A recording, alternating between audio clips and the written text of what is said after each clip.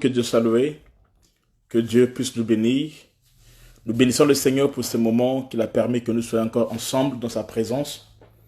Et nous demandons à tout le monde de partager la vidéo. Nous allons passer des moments encore dans la présence de Dieu. Et le Seigneur va nous faire du bien. Donc tous ceux qui sont connectés, nous vous demandons rapidement de partager la vidéo, de faire signe aux autres. Et le ciel va nous faire du bien. Que Dieu nous bénisse. Je salue la présence de tout le monde et que la grâce de Dieu soit multipliée dans notre vie. Je bénis tous les saints qui sont à Paris, tous les saints qui sont à Lille, partout, à l'île Maurice, à Brazzaville, au Gabon, au Cameroun, à Sao Tomé et Principe. Que Dieu vous fasse du bien et que la grâce de Dieu soit notre partage. Rapidement, essayons un peu de partager la vidéo. Alléluia. Je salue tout le monde. Que Dieu vous bénisse. Shalom à tout le monde. Shalom. Shalom à tous les bien-aimés. Que le ciel puisse nous bénir.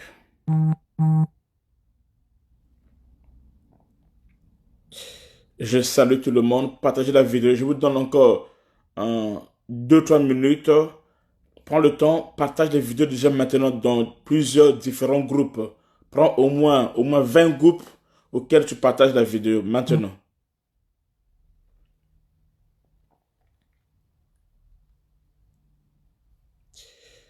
Prends au moins 20 groupes auxquels tu vas partager la vidéo et nous allons commencer dans peu de temps et Dieu va nous bénir. Shalom à tout le monde, shalom à tout le monde. Partageons la vidéo s'il vous plaît dans les différents groupes. Prends les groupes là où tu es, partage-moi dans 20 groupes. Je fais la même chose que vous. Et comme ça, Dieu va nous bénir.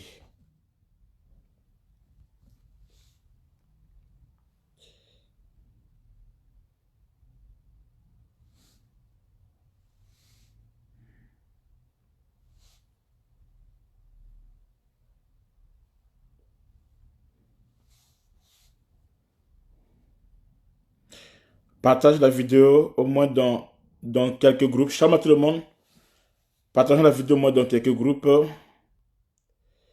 Et le Seigneur Dieu va nous bénir.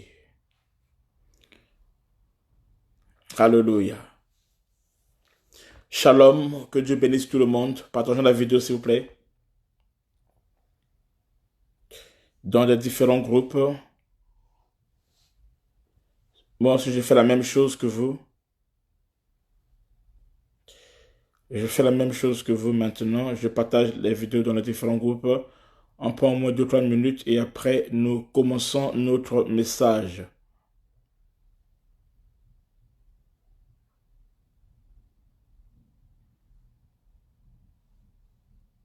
Alléluia. Gloire à Dieu.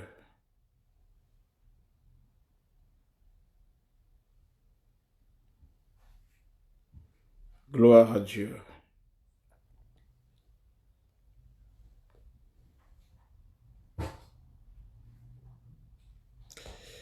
Oui, on partage la vidéo dans les différents groupes s'il vous plaît.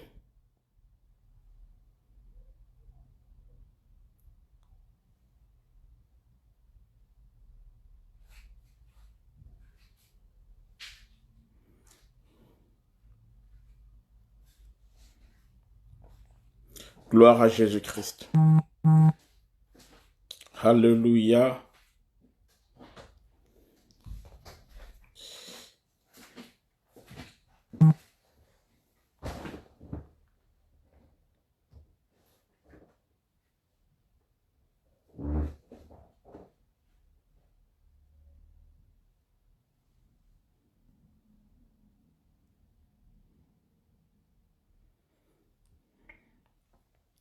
Ok, nous allons commencer. On a déjà plus de 5 minutes. On va commencer notre enseignement d'aujourd'hui. Et le Seigneur Dieu sera glorifié.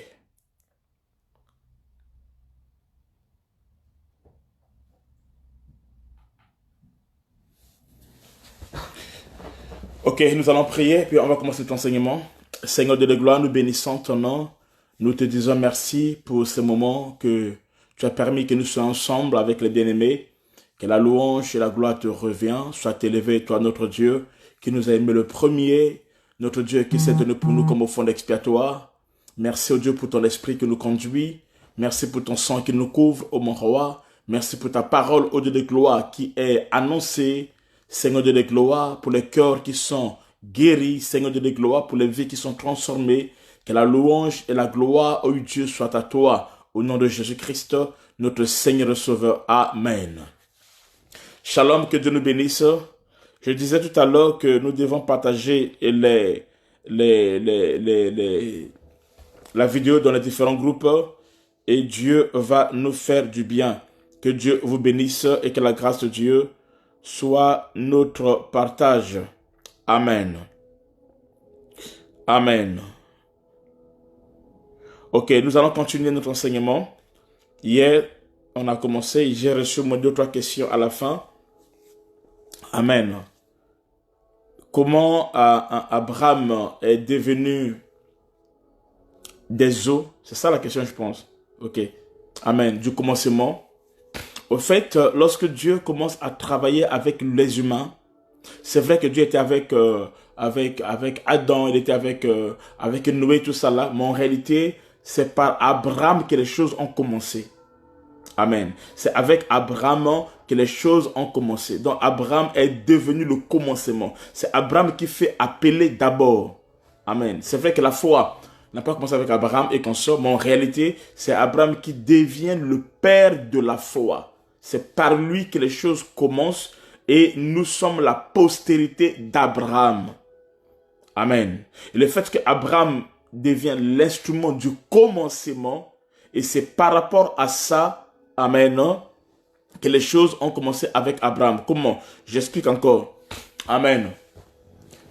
Lorsque les eaux d'avant le commencement, donc les pensées de Dieu, les desseins de Dieu, le programme de Dieu, amen, toutes ces choses-là rentrent dans le temps et dans l'espace et que Dieu commence maintenant. C'est là où Dieu devient l'alpha. Donc Dieu devient le commencement. Ces eaux-là deviennent le commencement. Amen. Ainsi, Abraham aussi, puisque c'est par lui que les choses commencent, donc Abraham aussi est typifié à ces eaux, amen, à cette position du commencement. Et c'est comme ça qu'Abraham devient ces grands eaux qui cachent à l'intérieur la masse informe. Amen. La masse informe. Et ainsi, Abraham aussi était ces grands eaux qui cachaient à l'intérieur Lévi, qui cachaient à l'intérieur Christ. Amen. Donc Christ était caché dans la postérité, était caché dans l'intérieur d'Abraham. En Abraham, il était caché. Amen. Et ce n'est qu'après qu'il va se manifester. Donc c'est par rapport à ça qu'Abraham devient les eaux du commencement. J'espère que la sœur a compris. Que Dieu soit loué. Amen. Alors hier, on avait commencé avec vous. Nous avons touché les cieux. Avant ça, on va relire. Vas-y, Genèse verset 1, chapitre 1, verset 1 à 5. Genèse chapitre 1, verset 1 à 5. J'aimerais que vous soyez attentifs. Hier, je suis allé un peu trop rapide. C'est ce qu'on m'a fait comme reproche. Donc, je prends ça en ligne de compte. Je serai un peu doucement. Je vais aller doucement. Mais soyez attentifs, s'il vous plaît. Au commencement, Dieu créa les cieux et la terre était informe et vide. Il y avait des ténèbres à la surface de l'abîme, et l'Esprit de Dieu se mouvait au-dessus des eaux.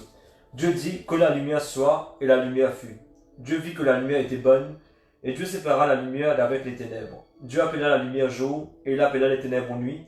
Ainsi il y eut un soir, et il y eut un matin, ce fut le premier jour. Amen. Donc on s'est arrêté au point 5, c'est ça? Création visible. Et dans la création visible, on a commencé à parler sur les cieux et la terre. Donc on était jusqu'alors, on est qu'au verset 1 de Genèse. Nous expliquons le verset 1 de Genèse. La création visible, on a commencé à parler sur les cieux et la terre. Et nous avons dit qu'on ne peut pas comprendre le mystère des cieux si nous ne comprenons pas d'abord le ciel. Donc pour mieux comprendre les cieux, il serait mieux que nous comprenions d'abord le ciel. Et nous avons vu le ciel comme le Fils de l'homme. On a vu le ciel comme une personne qui n'est autre que Jésus-Christ. On a expliqué ça hier. Vous avez compris ce qu'était le ciel. Donc le ciel était, ça manifestait, amen. Le ciel manifestait Jésus-Christ qui est, le ciel était l'image ou l'ombre de Jésus-Christ. Amen. Amen. Hier, on a expliqué ça. Maintenant, nous avons commencé on a vu le ciel comme Christ, le ciel comme le trône de Dieu. Voyez-vous? Maintenant, on a commencé à parler maintenant sur les cieux. Ok, sur les cieux. Donc, aussi que le pluriel du mot ciel, c'est cieux. Amen. Et d'après le dictionnaire, les cieux, c'est le pluriel collectif qui désigne la multiplicité réelle du ciel ou une multiplicité d'aspects. Jésus dit, il y a plusieurs demeures dans la maison de mon Père. Il dit, je vais vous préparer une place. C'est dans Jean 14, verset 3. On va parler de ça. Amen. Donc, c'est que les cieux est l'image du tabernacle terrestre. Les cieux, c'est l'image du tabernacle céleste. Amen. Par contre, le tabernacle terrestre était une maison à plusieurs chambres. Il y avait 3. Il y avait le parvis, le lieu saint et le lieu très saint. Amen. Mais c'est une seule. Amen. Mais à l'intérieur, il y a 3 parties. Amen. Donc, on dit ceci, le ciel est l'une des appartements des cieux. Amen. Et c'est comme ça que la Sunamite, je crois qu'on a lu ça hier, la Sunamite. Non? Bon, on va lire ça. Cantique des Cantiques 1, 4. Ah oui, c'est. Bon, vas-y, lis quand même. Cantique des Cantiques 1, 4. Entraîne-moi après toi, nous courons. Le roi m'introduit dans ses appartements. Nous nous égaierons, nous nous réjouirons à cause de toi. Nous célébrons ton amour plus que le vin. C'est avec raison que l'on t'aime. Amen. Il dit, entraîne-moi après toi. Il dit, le roi m'introduit dans tes appartements. Amen. Les appartements ici, c'est ça ce qu'on appelle les cieux. Amen. Donc, au pluriel. Amen. Hein? Comme le tabernacle. Ce que Moïse a vu sur la montagne, c'était le véritable tabernacle, mais qui est au ciel. Mais par contre, il a reproduit ça sur la terre. Amen. Et cela avait 3 parties. On avait déjà commencé à voir ça. Donc, les cieux, c'est une maison. C'est la maison du Père, mais qui a des chambres. Amen. C'est le tabernacle céleste parfait qui n'est pas fait des mains d'hommes, que Christ a dû traverser. Amen. Dieu a voulu habiter parmi les hommes. C'est pour cela qu'il a dit à Moïse de construire un tabernacle terrestre selon le modèle de celui qui est au ciel, celui qui a vécu sur la montagne. Et plus tard, Jésus-Christ est descendu. Dieu est descendu lui-même en la personne de Jésus. Amen. Sur la terre, il a pris la forme du Fils. Amen. Et il est le tabernacle, c'est-à-dire qu'il est Emmanuel. C'est lui les cieux. Lorsqu'on parle des cieux, on parle de lui. Voyez-vous? Lorsqu'on parle des cieux, on parle de lui. Amen. Et quand Jésus est descendu, Dieu est venu habiter en Jésus. Donc Jésus était le tabernacle de Dieu, là où Dieu habite. Amen. Jésus était le tabernacle de Dieu, là où Dieu habite. Donc Jésus était les cieux. Amen. Sur la terre, il a pris la forme du Fils, il est venu. Amen. Dans le tabernacle terrestre, n'oubliez pas, c'était l'ombre du Christ. Amen. Et cela est une représentation de ce qui est dans le ciel. Moïse a vu cela. Vous pouvez voir ça dans Hébreux 8, 1 à 5, on ne va pas lire. Et Dieu lui dit de faire le tabernacle terrestre qui est l'ombre des choses célestes, d'après le modèle qu'il a vu sur la montagne. Et le tabernacle terrestre avait 3 compartiments. Amen. Et ce tabernacle terrestre avait 3 compartiments, n'était que l'ombre des choses à venir. Sois bénie, petite sœur, servante de Dieu Sylvie Konga. Que Dieu te bénisse. C'est ma petite sœur. Amen. Amen. Donc, c'est qu'il y avait 3 niveaux dans le ciel. Voyez-vous? Et cela s'explique à travers la parole de Dieu.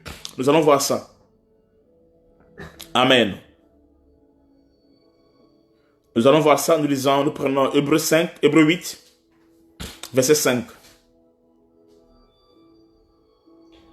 Lesquels célèbrent un culte, image et ombre des choses célestes, selon que Moïse en fut divinement averti, lorsqu'il allait construire le tabernacle, et soin lui fut-il dit de faire tout d'après le modèle qui t'a été montré sur la montagne.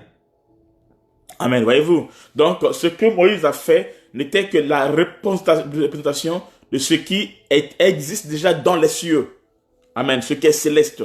Il est venu reproduire ça sur la terre. Amen. Mais par contre, Christ a fait quoi? Christ a traversé. On peut lire ça dans Hébreux 9, 11 à 12. Hébreux 9, 11 à 12. Mais Christ est venu comme souverain sacrificateur des biens à venir. Il a traversé le tabernacle plus grand et plus parfait, qui n'est pas construit de main d'homme, c'est-à-dire qui n'est pas de cette création. Amen. Et il est entré une fois pour toutes dans le lieu très saint, non avec le sang des boucs et des veaux, mais avec son propre sang, ayant obtenu une rédemption éternelle. La Bible dit que là, il a traversé le tabernacle. C'est-à-dire qu'il a traversé le parvis, le lieu saint et le lieu très saint. Amen. Le parvis, le lieu saint et le très saint, c'est ce qui montre que ce tabernacle a 3 parties. Amen. Et c'est ce que nous appelons par les 3 cieux. Les 3 ciels. Donc le premier ciel, le deuxième ciel et le 3e ciel. Est-ce que vous comprenez? Amen. Et Christ a fait quoi? Christ a traversé par sa mort, avec son sang. Il a fait quoi? Il a traversé ce tabernacle. Il est allé jusqu'au lieu très saint. Amen. Amen. Donc il a traversé le premier ciel, le deuxième ciel et le 3e ciel, comme faisait le souverain sacrificateur Aaron dans l'ombre. Amen. Lorsqu'il traversait lui sur le parvis, le lieu saint et le lieu très saint. Amen. Bref, c'est comme ça que la Bible nous dira que Dieu créa les cieux, premièrement les cieux, dans la création physique. Cela nous parle de Christ comme le tabernacle parfait. Est-ce que vous comprenez? Quand Dieu a créé les cieux, ça nous parle de Christ comme le tabernacle parfait, qui veut dire Emmanuel, qui signifie que Dieu est avec nous. Amen. Maintenant, vous voyez quelque chose. Comme la première créature de Dieu qui a quitté l'éternité et qui est rentrée dans la création en devenant Alpha, donc Jésus-Christ, le commencement de toutes choses. Amen. Et c'est comme ça que... Est-ce que vous comprenez? Je vais expliquer ça d'une autre manière. Tout à l'heure, je vais expliquer ça encore plus fort d'une autre manière. Lorsqu'on parle des cieux, ici, les cieux est aussi l'image du lieu secret et de la chambre. Les cieux, c'est l'image du lieu secret et de la chambre. Lorsqu'on parle des cieux, c'est un langage. Lorsqu'on parle des cieux, ça parle de quoi? Ça parle aussi de l'image du lieu secret et de la chambre. Amen. On va lire ça. Nous lisons dans Matthieu 6, verset 9. Matthieu 6, verset 9. Voici donc comment vous devez prier. Écoutez la prière de Jésus-Christ. Comment il enseigne aux hommes comment prier. Vas-y. Notre Père qui es aux cieux. Notre Père, doucement. Notre Père qui est aux cieux. Retenez ça. Notre Père est où? Notre Père qui est aux cieux. Amen. Que ton nom soit sanctifié. Que ton règne vienne. Que ta volonté soit faite sur la terre comme au ciel. Donne-nous aujourd'hui notre pain quotidien. C'est bon. Amen. Donc il dit qu'on prie, vous dites quoi? Notre Père qui est aux cieux. C'est ça qui m'intéresse le mot. Notre Père qui est aux cieux. Les cieux là, c'est Christ. Les cieux là, c'est Christ. Amen. C'est le tabernacle. C'est Christ. Christ est ce tabernacle dans lequel Dieu a habité. Maintenant, voyons quelque chose. Puisque les cieux est l'image de Christ. Amen. Non? Maintenant, nous allons voir encore quelque chose. Lorsqu'on dit notre Père qui est aux cieux, les gens pensent que, quand on dit comme ça, c'est que quelqu'un élève les yeux en haut, il va prier un Dieu, lui il est sur la terre et Dieu est dans le ciel. C'est pas ça. Les cieux là, c'est une expression.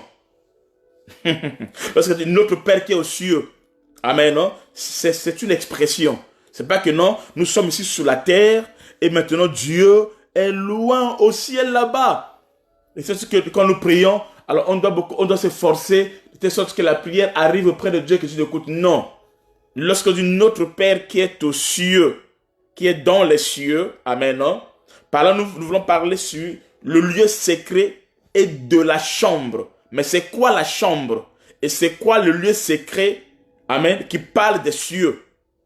J'explique. Je répète, il dit, il dit, notre Père qui est aux cieux. Ça c'est verset 6, non, chapitre 6, verset 9. Maintenant, nous lisons dans chapitre 6, verset 6. Mais quand tu pries, écoutez maintenant. Mais quand tu pries, entre dans ta chambre. Entre dans ta chambre. Ferme ta porte. Prie ton Père. Et prie ton Père. Qui est là dans le lieu secret. Qui est là dans les lieux secrets. C'est bon. Voyez-vous. Eh Zambé. Donc lorsqu'on dit notre Père qui est aux cieux, les gens pensent que Dieu est en haut là-bas, tout ça là. Non. Maintenant, ça c'est le verset 9.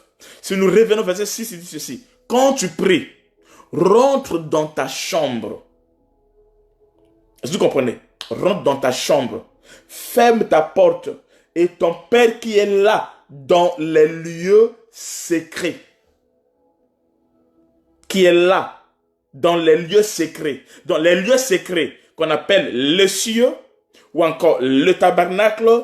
C'est quoi? C'est juste un lieu secret. C'est la chambre. Amen. C'est là où Dieu habite. Donc, les lieux secrets ou les cieux, ce n'est pas en haut, mais c'est quelque part dans un endroit. Hey, Zambé. Là où Dieu est. Là où Dieu habite. Est-ce que nous comprenons? Il dit, prie ton Père qui est dans le lieu secret. Et ton Père qui est dans le lieu secret te le rendra. Il va t'écouter. Mais c'est quoi les lieux secrets? Là où Dieu est, là où Dieu habite. Amen. C'est quoi ces cieux-là? D'où les cieux, c'est le lieu secret. C'est-à-dire, c'est la chambre. Donc, les lieux secrets, donc les cieux plutôt, ou encore le lieu secret et la chambre, c'est la même chose. Lorsqu'on parle des cieux, là où Dieu est, notre Père qui est aux cieux, donc il est aux cieux, et on dit, rentre dans la chambre ferme, ton Père qui est là, dans le lieu secret. Ah bon? Donc, puisqu'il est au ciel, dans les cieux, il est aussi dans le secret, cela revient à dire, les cieux et le lieu secret, c'est la même chose. Donc, les cieux égale le lieu secret, égale à la chambre. Et la chambre, ce sont des appartements. C'est la même chose aussi. Donc quand je dis les lieux secrets, je dis le lieu secret, ou je dis la chambre, ou je dis les appartements, au fait, je parle de la même chose. Amen. Les cieux, c'est le secret. C'est ça la chambre. Et le Père est dans le secret. C'est-à-dire, le Père est dans la chambre.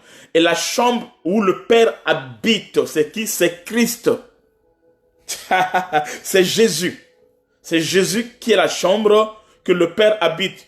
Tout le monde se verset. On dit ceci. Dieu était en Christ, réconciliant le monde avec lui-même.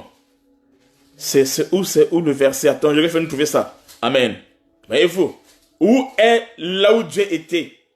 Donc, lorsqu'on parle des cieux, là où Dieu est, lorsqu'on parle de la chambre, là où Dieu habite, quand tu pries, il faut entrer dans le lieu secret, là où Dieu est. C'est quoi ce lieu secret, pardon? 2 Corinthiens 5, 19. 2 Corinthiens 5, 19. Écoutez maintenant là où Dieu habite, là où Dieu était.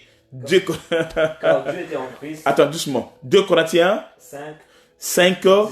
Verset 19. Écoutez ça. Car Dieu était en Christ. Car Dieu était en Christ. Réconciliant le monde avec lui-même. Réconciliant le monde avec lui-même. En n'imputant point aux hommes leur offense. En n'imputant point aux hommes leur offense. Il a mis en nous la parole de la réconciliation. Il a mis en nous la parole de la réconciliation. C'est-à-dire que Dieu était où? Dans les cieux. Quand tu pries, Notre Père qui est aux cieux. Ce n'est pas que non, Jésus, quand il parlait là, Jésus est en bas, donc le Fils. Maintenant, il y a un autre Dieu, le Père, qui est au ciel, dans les cieux. Non, il parlait de lui-même. Ça, c'est le mystère de la divinité. Est-ce que vous comprenez? Donc, le Père qui est aux cieux. Amen. Non? Le Père qui est aux cieux. Et ce qui est bizarre, le même Père aussi qui se trouve dans le lieu secret. Ah bon? Donc, les cieux et le lieu secret qu'on appelle la chambre, c'est la même chose. C'est quoi? C'est Christ. Donc, le Père, le Père céleste, le Dieu de la Bible était en Christ. Ça, c'est le mystère de la divinité. Amen, non? Amen. Donc, celui qui parlait sur la terre ce jour-là, il est la même personne qui était en haut, qui est dans les cieux, mais qui se trouve en Christ, parce que les cieux, c'est Christ. Et il faut avoir juste la révélation pour saisir cela. Alléluia. Dieu est avec toi. Le ciel est avec toi. Si Christ est avec toi, le ciel est avec toi. Si Christ est avec toi, le ciel est engagé dans ta vie. Si Christ est avec toi, amen, non, le ciel est avec toi. Celui qui te combat a combattu le ciel. Celui qui te touche a touché le ciel. Amen. Amen. Amen. La Bible déclare que ce que vous lirez sur la terre serait lié dans les cieux. Amen. Il parlait de lui-même. Yes, Léréna, tu as vu ça. Il parlait de lui-même. Celui qui est dans les cieux et celui qui est sur la terre, amen, c'est la même personne. C'est un langage prophétique. Ce sont des mouvements de l'esprit qu'il faut comprendre. Ce n'est pas que non, il y a un Dieu sur la terre, le Fils, comme les gens pensent, et un autre Dieu, le Père, qui est dans les cieux. Non, le Fils et le Père, c'est la même personne. Il s'appelle comment? Jésus-Christ de Nazareth. Oui, il dit le royaume des cieux est parmi nous, parmi vous. Quand il parle du royaume des cieux, il parle de qui? Il parle de lui-même. C'est lui-même le royaume des cieux qui est parmi vous. C'est pas notre royaume qui existe quelque part. Non, c'est lui-même Jésus-Christ. Tout à l'heure, je vais avancer encore et nous allons comprendre. Amen. Écoutez maintenant. Amen. Donc, en réalité, les cieux que Jésus parlait, c'est lui-même. Pourquoi? C'est lui-même qui est le médiateur entre Dieu et les hommes. Amen. Je vais parler à la langage des humains. Amen. Pour atteindre Dieu, il faut passer par lui. Jean 3, 13. Vas-y. Jean 3, 13. Pour atteindre Dieu, il faut passer par lui. Lui qui? Lui les cieux. Personne n'est monté au ciel. Personne n'est monté au ciel. C'est celui qui est descendu du ciel. Écoutez ça. Jean 3, écoutez ça très bien. Il dit, personne n'est monté au ciel. Si ce n'est que celui qui est descendu du ciel, continue. Le Fils de l'homme qui est dans le ciel. Ah, le Fils de l'homme qui est dans le ciel. Voyez-vous? Donc, le Fils de l'homme, quand il parlait physiquement, il était là sur la terre. Amen. Mais il n'y a pas un autre Fils de l'homme qui est dans le ciel, non. Mais sauf que lorsqu'on dit le Fils de l'homme qui est dans le ciel, c'est pas qu'il ne veut pas qu'il est en haut là-bas, donc il y a un autre qui est en haut là-bas, hein, il y a deux Fils de l'homme, il y a un qui est sur la terre, et un autre qui est en haut là-bas. Non, c'est pas ça. Amen. Amen. Le Fils de l'homme qui est dans le ciel n'est autre que le Père qui est en Christ. La plénitude de la divinité. Amen. L'Esprit. C'est-à-dire Dieu a pris un corps. Dieu habita dans un corps appelé Jésus. C'est ce que cela signifie. Amen. Ça ne parle pas de quelqu'un d'autre, non. Ça parle de Jésus-Christ qui a pris un corps. C'est-à-dire, lorsqu'on parle de Joseph comme étoile dans les cieux, ou Joseph comme gerbe sur la terre, on parle de la même personne, amen, non, mais avec des fonctions différentes. Amen. Dans le ciel, il manifeste l'église, amen, non, la postérité d'Abraham comme église des nations, et sur la terre, dans les gerbes, il manifeste la postérité d'Abraham comme Israël. Mais c'est la même personne qui change de mouvement. Alléluia. Est-ce que vous comprenez? C'est le même Joseph. Vous comprenez? Amen. Lisons Psaume 18, verset 10. Vas-y, les gars. Psaume 18, verset 10. Là-bas, on va encore expliquer ça. Il abaissa les cieux et descendit. il y avait une épaisse nuée sous ses pieds. Écoutez, répète, écoutez ça. Écoutez ça, vas-y. Il abaissa les cieux et il descendit. Il abaissa les cieux et descendu. Il y avait une épaisse nuée sous ses pieds. Il y avait d'épaisses nuées sous ses pieds. Il abaissa les cieux et descendu. C'est-à-dire que celui qui est descendu sur la terre, qu'est-ce qu'il fait?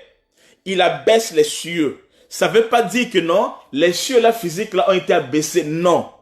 Amen. Ça nous parle simplement de la descente de Jésus. Parce que c'est lui-même qui est les cieux et qui descend. Amen, non? Amen. Celui qui descend, ici, c'est qui? C'est lui-même qui est les cieux. Amen. Donc, lorsqu'on parle des cieux, on parle de lui. On parle de Jésus. Lorsqu'il déclare que notre vie est cachée avec lui dans les lieux célestes. Amen, non? C'est pas le céleste que vous voyez comme ça, là.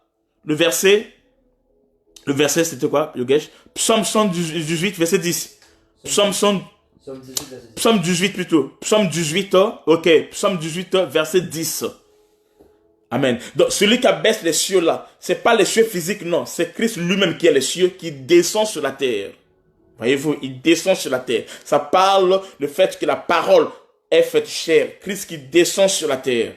Amen.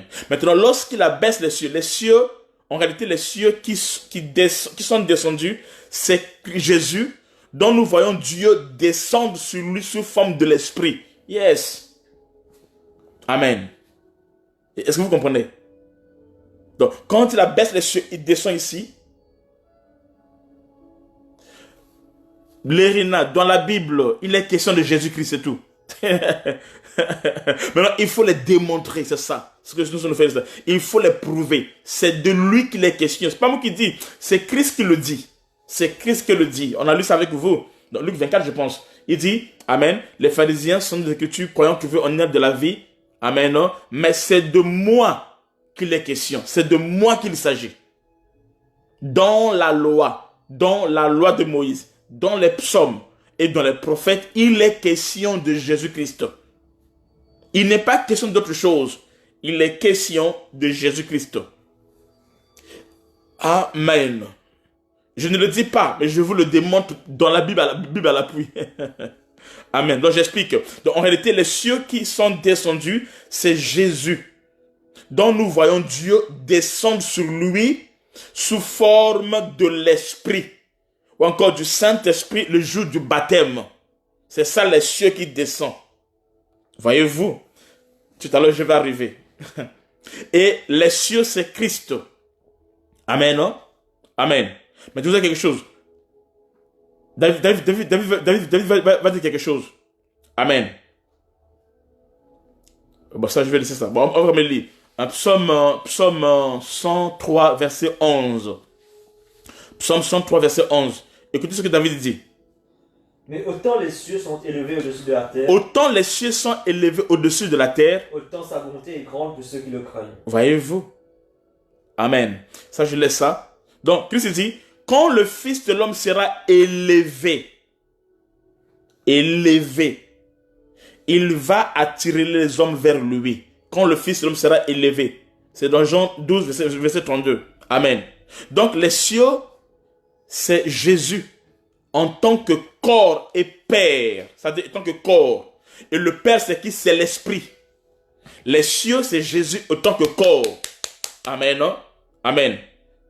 Les cieux, c'est-à-dire que le jour du baptême, les cieux sont descendus. Hein? Les cieux sont descendus. Et les cieux qui descendent là, c'est qui? C'est le Père qui vient comme l'Esprit. C'est aussi Christ lui-même. C'est ça notre Père qui est aux cieux. C'est Christ lui-même.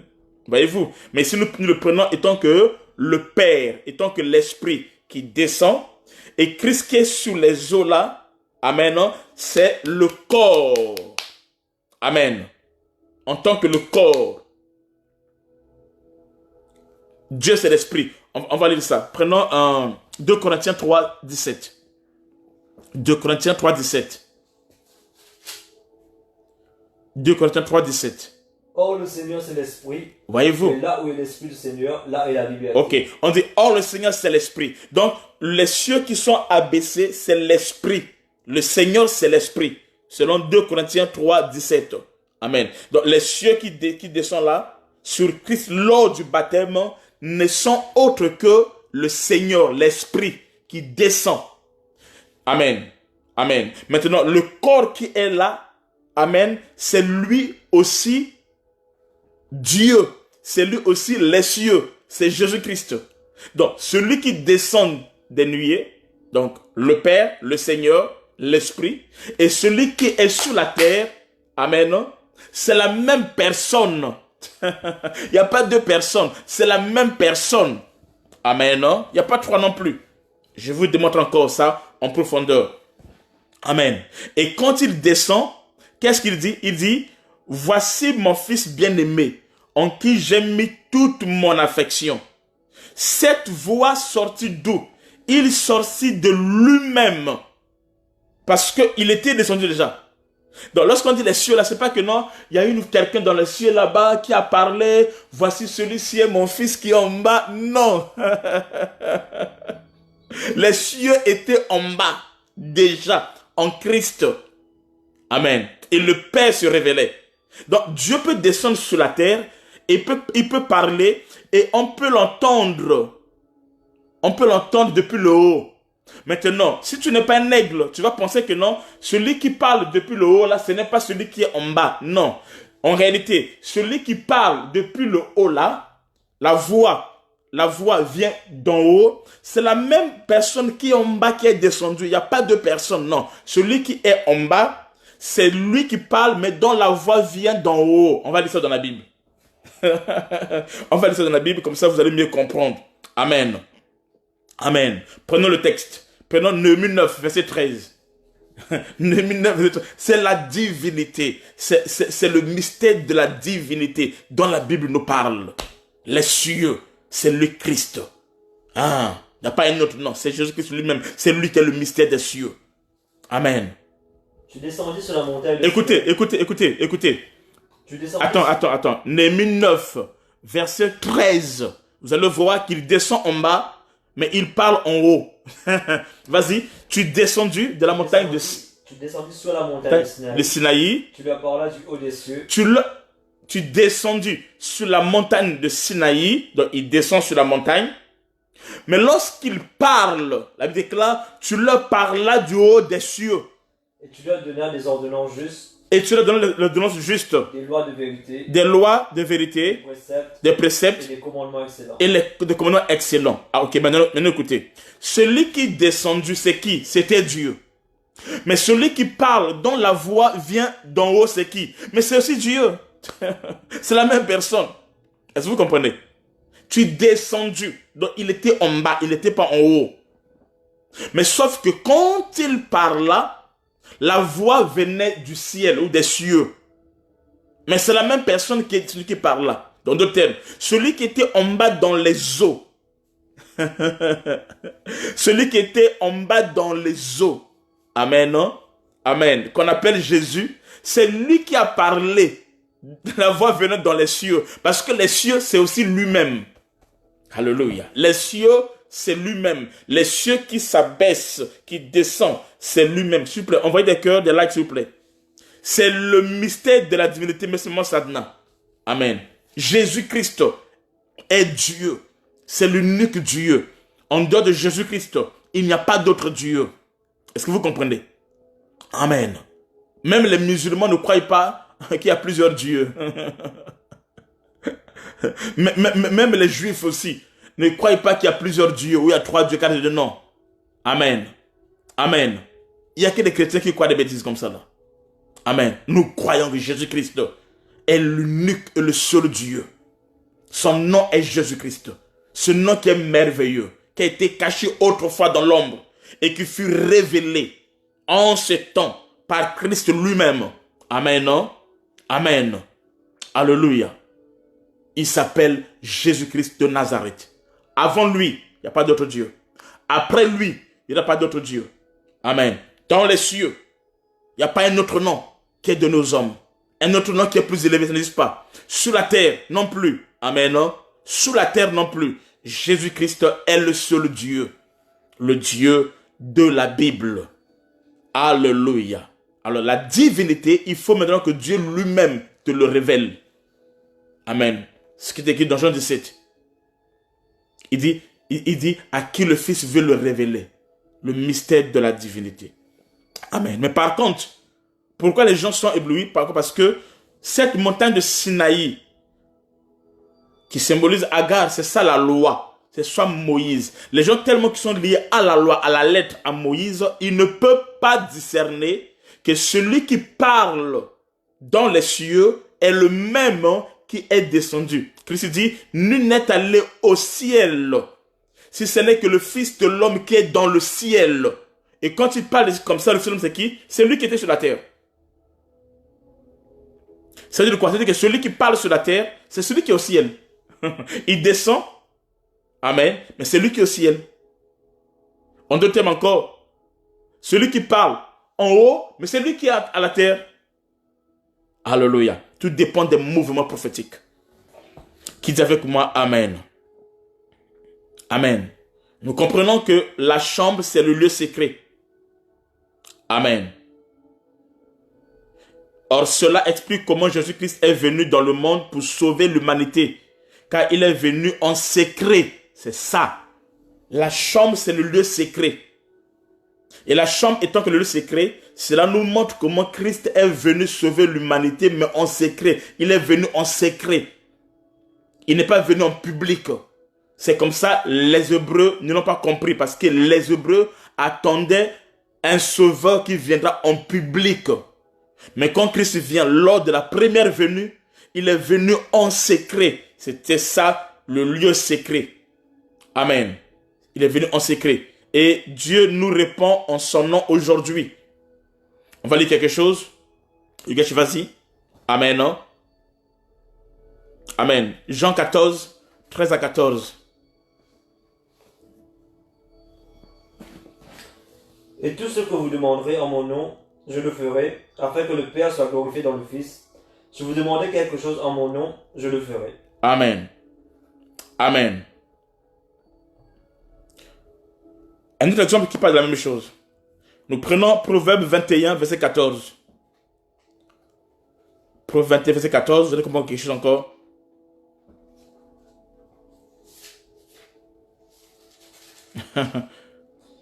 Un don fait en secret. Écoutez. Proverbe 21, 14. C'est un texte que tu connais, mais ça parle de Christ. La Bible dit ceci. Amen. Vas-y. Un don fait en secret. Un don fait en secret apaise la colère. Et un présent fait en cachette calme une fureur violente. Et un présent fait en cachette calme une fureur violente. Quel est ce don qui est fait en secret? Jésus-Christ est ce don qui est fait en secret. C'est pour cela, pour venir sauver l'humanité, il est venu en secret. Amen. Il n'est pas venu comme je pensais. Il n'est pas descendu à Jérusalem, la grande capitale, non. Il est descendu à Bethléem en secret. Dieu était là en secret dans un corps. Dieu était là. C'est pour ça que tout le monde ne pouvait pas voir Dieu. Mais c'est lui qui était là en secret. Dans ce corps-là en secret, c'est lui qui était là. C'est lui le don qui est fait en secret. Alléluia. Le don qui est fait en secret, c'était qui? C'est Jésus-Christ. Il est venu en secret, mais dans un corps. Il s'est caché dans un corps. Et les gens n'ont pas su que c'était lui. C'est pour ça qu'il y a eu quelques personnes qui ont su que c'était lui qui était là. Et ils ont été bénis. C'était Dieu lui-même qui était venu en secret. Le don qui est fait en secret. Or, quel est ce don qui est fait en secret? Le don qui est fait en secret ici, amen, non? C'est le Père qui était caché dans un corps. Alléluia. Le don qui est fait en secret, c'est le Père, Dieu lui-même, qui était caché dans un corps. Dans ce corps-là, il y avait Dieu qui était à l'intérieur, mais qui s'était caché. Or, qui est le Père? C'était Jésus-Christ lui-même. Dans un corps. C'est la divinité qui était cachée dans un corps appelé Christ. Maintenant, à un modèle maintenant, il devait se dévoiler maintenant. Et une fois qu'il s'est dévoilé, dans le don qui était fait en cachet, en secret, pour faire quoi? pour apaiser la colère. C'est la mort de Christ qui devait apaiser la colère. Il est ce présent, il est ce cadeau, il est ce don. Amen. Ce présent fait en cachette, qui fait quoi? Qui calme la fureur. Amen. Il est ce présent. Jésus est ce don qui a été fait en cachette pour calmer la fureur, la colère de Dieu à la croix. Amen. C'est ce don-là. Est-ce que vous comprenez? Mais un jour, ce don qui était fait en cachet, en secret, s'est révélé. Un jour, Jésus-Christ, vas-y, Jean 4, 10, il arrive devant la femme samaritaine. Oui, on était vraiment mal, Catherine 2 dit, on était vraiment mal enseigné avant, oui. Je vais vous montrer ça verset par verset. Jésus, prenez Jean 4, 10. Jésus arrive devant la femme samaritaine. Et il lui dit, vas-y Yogesh.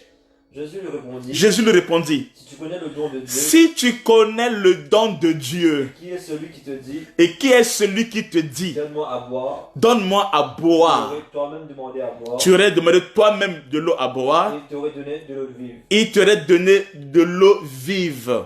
Amen. Il dit, si tu connaissais le don de Dieu. Alors, dans le don de Dieu qui est fait en secret, c'est qui? C'est Christ, c'est Dieu qui habitait en Jésus. Oh, le Dieu qui habitait en Jésus, c'est ce qu'on appelle Christ. C'est lui le don de Dieu. C'est lui le don, dans Proverbe 21, 14, il dit, le don fait en secret apaise la colère. Il est ce don. Amen. Qui a été fait, mais en secret. C'est-à-dire, Dieu s'est caché. Amen. Dieu s'est caché. Il n'est pas venu dans toute sa gloire, non. Mais il s'est caché. Existant en forme de Dieu, il ne s'est pas regardé égal à Dieu, mais il s'est dépouillé. Amen. C'est ça le déguisement qu'on a prêché la fois passée du roi Akab. Amen. Il s'est déguisé, il s'est dépouillé de sa divinité. Il est venu comme une simple personne, comme une faible plante. Alléluia. Amen. C'est ça les cieux dont on parle ici. Jésus-Christ est Dieu qui s'est livré lui-même en secret comme offrande pour apaiser la colère de Dieu. C'est ça le mystère de la divinité. Amen. La force de l'épouse. Parce que l'épouse connaît qui est son mari. Il connaît son mari. L'épouse connaît son mari. Oui. L'épouse connaît son mari. Amen. Qui est ton mari? Qui est ton mari? Qui est ton mari? Tu as combien de mari? Qui est ton mari? Amen. Non, tu n'as pas encore compris. Je repars encore dans l'ombre. Vous pouvez expliquer Dieu qui se cachait et qui s'est révélé. Nous prenons, nous voyons ça dans Jonas. Mais on va pas lire Jonas. Jonas qui s'était fait aussi un don en secret. Donc au commencement, Jonas, il s'est mis en secret. Il était dans le navire. Mais il s'est mis dans un endroit secret. Amen. Amen. Il s'est mis dans un endroit secret. Pour faire quoi? Pour apaiser la colère. Voyez-vous? Le don qui est fait en secret, c'est pour apaiser la colère. Jonas s'est mis dans un endroit secret pour faire quoi? Pour apaiser la colère. Jonas était un prophète. Les actes, les mouvements qu'il faisait, c'était des prophéties sur Christ. Amen. Donc Jonas s'est mis dans un endroit secret pour faire quoi? Pour apaiser la colère. Il savait que c'était lui qui attirait la colère de Dieu. C'était à cause de lui. Amen. Il savait ça très bien. Maintenant, pour apaiser la colère, il a fallu qu'il soit dans un endroit secret. Jusqu'à ce que il s'est caché avant qu'il puisse se dévoiler. Alléluia. Aux marins, on leur dira de lui prendre, lui Jonas. C'est lui la solution. C'est lui, pour que la navire soit dans la paix. C'est lui. C'est lui. Donc, ce qui se passe là, lui, il comprend ça. Il dit, prenez-moi, jetez-moi dans l'eau comme sacrifice. Pour faire quoi? Pour apaiser la colère. Alléluia. Et lorsqu'on a jeté Jonas dans l'eau, amen. Amen. Alors, la colère a été apaisée. Est-ce que vous voyez? Amen. Amen. Dieu était en Christ, réconciliant le monde avec lui-même. Amen. Avec lui-même. C'est ça le mystère de la divinité. Amen. Nous prenons le point 6. Sixième mouvement. Je suis seulement jusqu'alors dans Genèse chapitre 1:1. Vas-y, Yogesh. On est là, on navigue là. Aujourd'hui, on sera que là. Vas-y. Genèse 1:1. Au commencement, Dieu créa les cieux et la terre. Au commencement, Dieu créa les cieux et la terre. Écoutez maintenant, sixième mouvement. La création des cieux et de la terre est l'image, c'était déjà l'image, c'était déjà l'ombre. Amen, non? Déjà l'ombre. Est-ce que vous comprenez? C'était déjà l'ombre déjà de la création de l'homme et de la femme. Lorsqu'on dit au commencement, Dieu créa les cieux et la terre, ce que Dieu faisait, ces mouvements qu'il faisait, étaient déjà l'image d'un homme et de la femme. N'oubliez pas que les cieux, c'est un homme qui s'appelle Jésus-Christ. Donc un homme qui est là. Et la femme, c'est la terre. Les cieux, c'est l'homme. La femme, c'est la terre. Donc, c'était déjà l'image prophétique de la création d'un homme et d'une femme. Cet homme, c'est qui? C'est Adam. La femme, c'est qui? C'est Ève. Cet homme, c'est qui? C'est Christ. La femme, c'est qui? C'est l'épouse.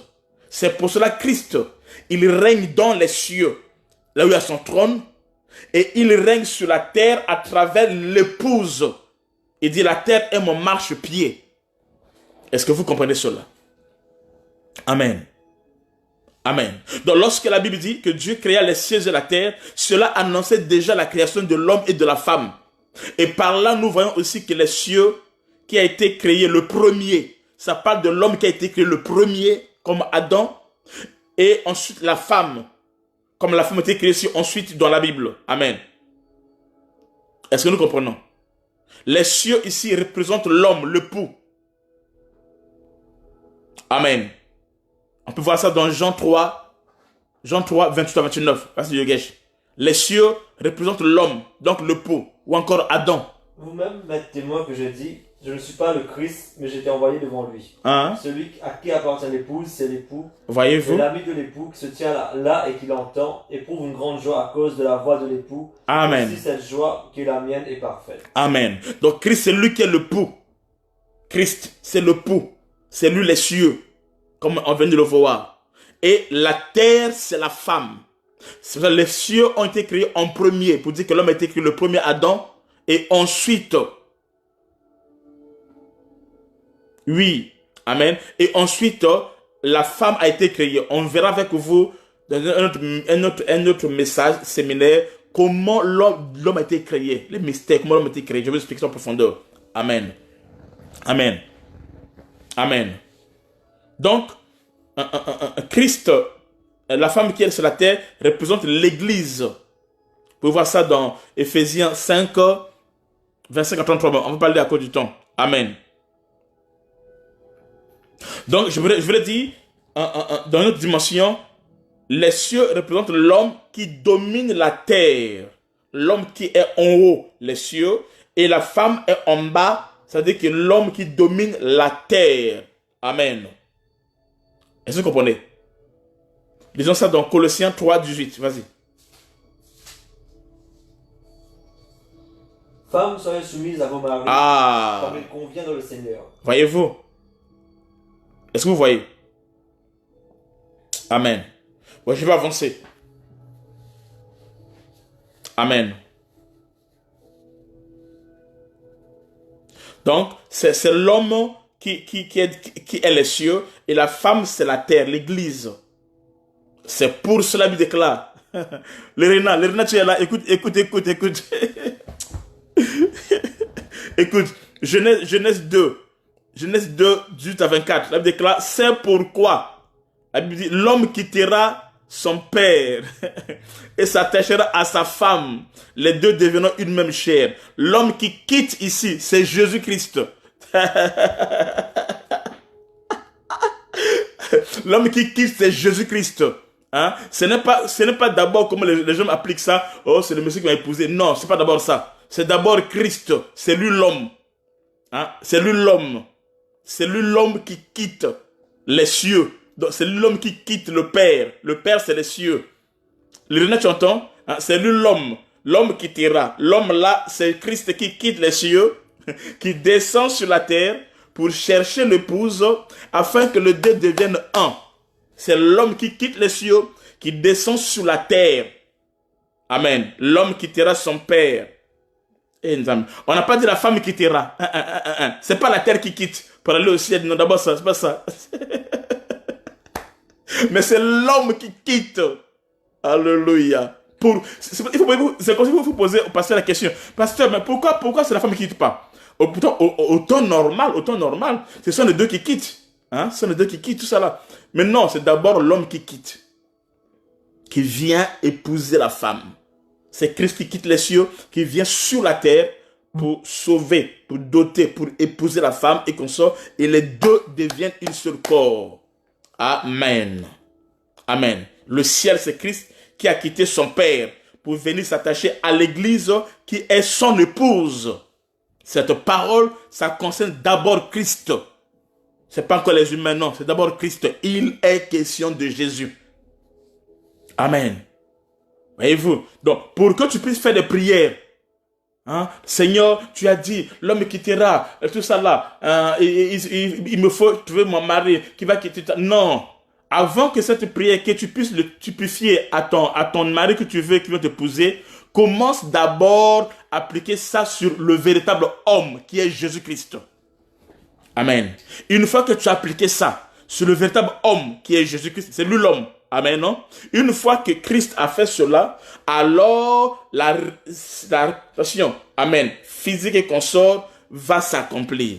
Mais si d'abord Christ n'a pas quitté, et il se passe tout ce consort, amen, non? C'est-à-dire que sur la terre, rien ne se fera. Amen. Mais nous savons que cette prophétie de la Bible s'est déjà accomplie. Cette écriture s'est déjà accomplie. Un homme avait quitté les cieux, son père, il était venu sur la terre et il a trouvé toi, Néla Massoudi, il a trouvé toi, Fleura, un régulier, il a trouvé toi, maman Maryse, il m'a trouvé moi, l'épouse, il t'a trouvé toi, Yogesh, il a trouvé tous les saints qui sont connectés. Amen. Il nous a épousés. Il a payé le prix par sa mort et nous l'appartenons. On appartient à ce Jésus. Amen. J'appartiens à ce Jésus.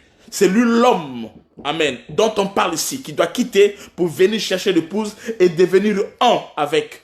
Il est question de Jésus-Christ de Nazareth. Amen. Si cette parole s'applique d'abord dans ta vie sur Christ, c'est en ce temps-là maintenant que tu verras ce qui est physique, ce qui est l'ombre, ce qui est physique, ce qui est charnel s'accomplir facilement dans ta vie. Et là, tu es dans la volonté de Dieu. Waouh! Amen. Amen. L'homme, c'est lui. Amen. Et quand le ciel vient, qu'est-ce que le ciel vient? Le ciel doit donner la pluie. C'est ça la sémence. Le ciel doit donner la pluie. Amen. La pluie, dans le mari qui descend pour rencontrer sa femme, la terre. L'homme, c'est là. La pluie. C'est ça le ciel qui doit descendre pour faire quoi? Pour rencontrer sa femme qui est la terre. Et une fois qu'il rencontre sa femme qui est la terre, il va l'ensemencer. Yes. Si le ciel ne donne pas la pluie, donc la parole de Dieu. Hein? Quand on parle de la pluie, on parle de la parole de Dieu. Lisons ça avec vous. Ésaïe 55, versets 10 à 11. La pluie, c'est ça la parole. C'est ça la sémence. Amen. Comme la pluie et la neige descendent. Comme la pluie et la neige descendent des cieux. Il ne retourne pas. Il ne retourne pas. Sans avoir arrosé. Sans avoir arrosé. Féconder la terre. Féconder la terre, voyez-vous. Fait germer les plantes. Et faire germer les plantes. Sans avoir donné de la semence au semeur. Sans avoir donné la sémence au semeur. Et du pain à celui qui mange. Et du pain à celui qui mange. Ainsi en est-il de ma parole. Ainsi il est de ma parole. Qui sort de ma bouche. Voyez-vous. Donc toute la pluie là, tout ce qu'il a dit ça. Il dit quoi? Maintenant il explique ça maintenant. Lui-même la parole. Il dit ainsi est-il de ma parole. Voyez-vous, qui sort de ma bouche. Elle ne retourne point à moi. Elle ne retourne point à moi. Sans effet. Sans effet. Sans avoir exécuté ma volonté. Sans avoir exécuté ma volonté. Et accompli mes desseins. Et accompli mes desseins. Cette parole qui sort, cette pluie qui descend pour arroser, cette parole qui sort, amen, c'est Jésus-Christ. C'est ça le ciel qui s'abaisse. C'est Jésus-Christ qui est cette parole qui sort qui vient sur la terre pour faire quoi? Pour accomplir les desseins de Dieu. Cette parole qui vient sur la terre pour mourir à la croix de Golgotha. Cette parole qui vient pour donner du pain. Qui vient pour féconder la terre. Amen. Et faire germer les plantes.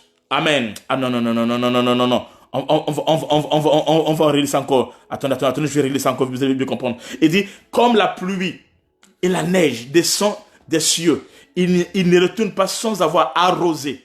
1, 2, fécondé. Et fait germer les plantes, sans avoir donné de la sémence au semeur et du pain à celui qui mange. Voyez-vous, ce pain, celui qui descend, c'est Christ. La pluie, c'est Christ. Amen. Celui qui fait féconder la terre, c'est Christ. La terre, c'est l'épouse. Et celui qui fait germer les plantes, c'est qui? C'est lui-même la graine. Christ qui doit mourir et lors de sa mort, il doit donner les plantes. C'est encore Christ. Et fait germer les plantes sans avoir donné de la sémence au semeur. Et qui est la sémence? C'est Christ. Et qui est le semeur? C'est aussi Christ. Vous allez voir, la sémence ici est au singulier. C'est Christ. Amen. Et le semeur, c'est aussi au singulier. C'est qui? C'est Christ. Christ est celui-là qui sème. Amen, non? Mais il sème à travers les 5 mains qui sont les 5 ministères. Mais c'est lui, Christ, qui sème. Et du pain à celui qui mange. Alléluia. Le pain ici, c'est qui? C'est Christ. C'est-à-dire, c'est la parole. Ainsi en est-il de ma parole qui sort de ma bouche. Amen. C'est ça les cieux qui s'abaissent et qui ne retournent point à moi sans effet. Donc, pourquoi tu dis, sans effet? C'est pas ça. Ici, il est question de Jésus-Christ. Sans avoir exécuté ma volonté. C'est ça ce qu'il a fait à la côte du Père. Tout est accompli. Il dit, accompli mes desseins. Alléluia. Mais quand il vient en secret. Ça veut dire qu'il vient dans un corps. Amen. C'est comme ça que les gens ne peuvent pas voir. Ils ne peuvent pas saisir. Amen. Les cieux parlaient d'un homme qui venait. Amen. Les cieux parlaient d'un homme qui venait. Amen. Épouser la terre. Est-ce que vous comprenez? Alléluia. Amen. Est-ce que vous comprenez? Amen. Donc la pluie, c'est la parole de Dieu. La pluie, c'est la parole de Dieu. On peut donner un texte pour mieux comprendre ça. Nous prenons Deutéronome 32, le verset 2. Deutéronome 32, le verset 2. Vas-y. Que mes instructions se répandent comme la pluie. Voyez-vous, il dit que mes instructions se répandent comme la pluie. Dans la pluie, c'est... Vas-y. Que ma parole tombe comme la rosée. Ah, ok. Comme des ondées sur la verdure. Ah, ok. Comme des gouttes d'eau sur l'herbe. Ok. Donc, il dit que mes instructions se répandent comme la pluie.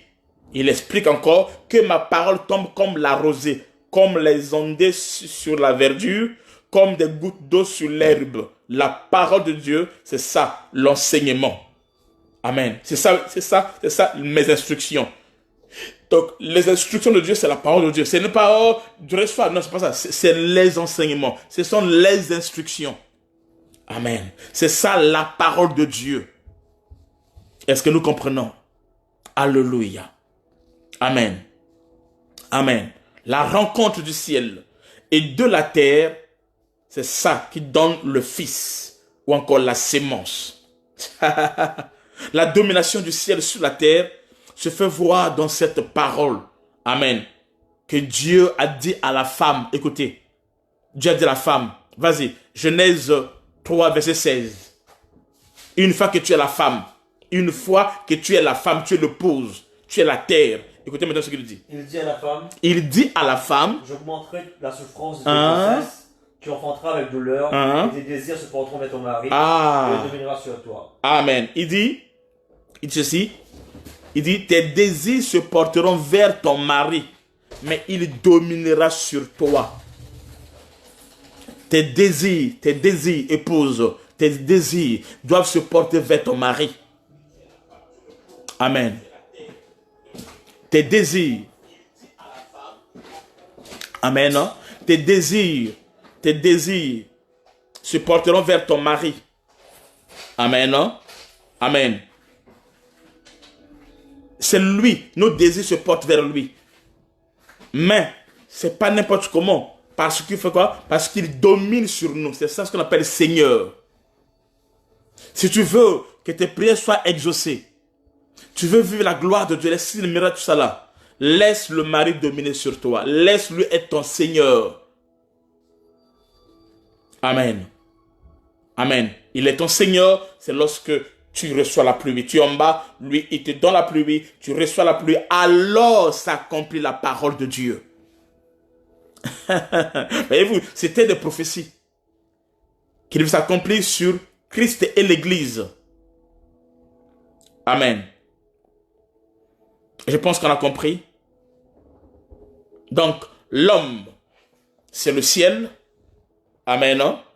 Qui est le type du Créateur, qui est notre époux. Et la terre, c'est la femme que Christ est venu sauver dans le monde. Amen. Qui sont les eaux. Parce que le monde, c'est les eaux. Amen. Alors, nous allons prendre un autre point. C'est le point 7. Septième mouvement. On a fini avec les cieux. On a compris c'est quoi les cieux. Maintenant, nous allons toucher la terre. La terre. Septième mouvement, la terre. La terre annonçait Adam. Septième mouvement, la terre. La terre. La terre. Maintenant, la terre annonçait Adam. La terre créée annonçait Adam. La terre qui a été créée était l'image qui annonçait Adam. La venue de l'existence de la terre est rencontrée dans les Écritures par une simple déclaration. On dit, au commencement, Dieu créa les cieux et la terre. Maintenant, il y a quelque chose que vous allez voir. Le mot terre en hébreu, eret, qui désigne la terre en tant que planète, terre. Ça désigne, ça parle de la planète terre et de la matière dont Adam fut faite. Ok? Amen. Ça parle de la planète, donc c'est cette terre-là que vous voyez physiquement tout ça là. Et ça parle aussi de la matière. La matière. Suivez-moi très bien. De la matière que Adam fut fait, c'est de la terre. L'homme Adam a été créé par la terre. On peut voir ça dans 1 Corinthiens 15, verset 45, verset du gage. Alléluia. 1 Corinthiens 15, verset 45. Septième mouvement. La terre annonce Adam. La terre créée annonce Adam. C'est sûr. C'est pourquoi il est écrit, le premier homme, Adam, devient une âme vivante. Le dernier Adam est devenu un esprit vivifiant. Amen. Mais le premier homme est tiré de la terre, c'est ce que je cherche. Mais celui qui est spirituel n'est pas le premier, c'est ce qui est animal. Ce qui est spirituel vient ensuite. Le premier homme tiré de la terre terrestre, 47. 47. Ok. Le premier homme tiré de la terre terrestre, le second homme est du ciel. Ok. Le premier homme tiré de la terre est terrestre. Donc Adam a été tiré de la terre. Adam a été tiré de la terre. Il est terrestre. Est-ce que vous comprenez? Je ne vais pas approfondir encore. Amen. Amen. Maintenant, on voit quelque chose. Donc Adam est terrestre. Est tiré de la terre. Amen. La Bible déclare, l'éternel Dieu forma l'homme de la poussière de la terre. Le mot hébreu Adama. Amen. Adama. Le mot hébreu Adama est traduit par la terre rouge. Lorsqu'on dit la terre ici, c'est la terre rouge. Amen. Ou encore le sol rouge. Adam, qui vient de Adama. Amen. Et quand on traduit ça, ça donne quoi? La terre rouge ou le sol rouge.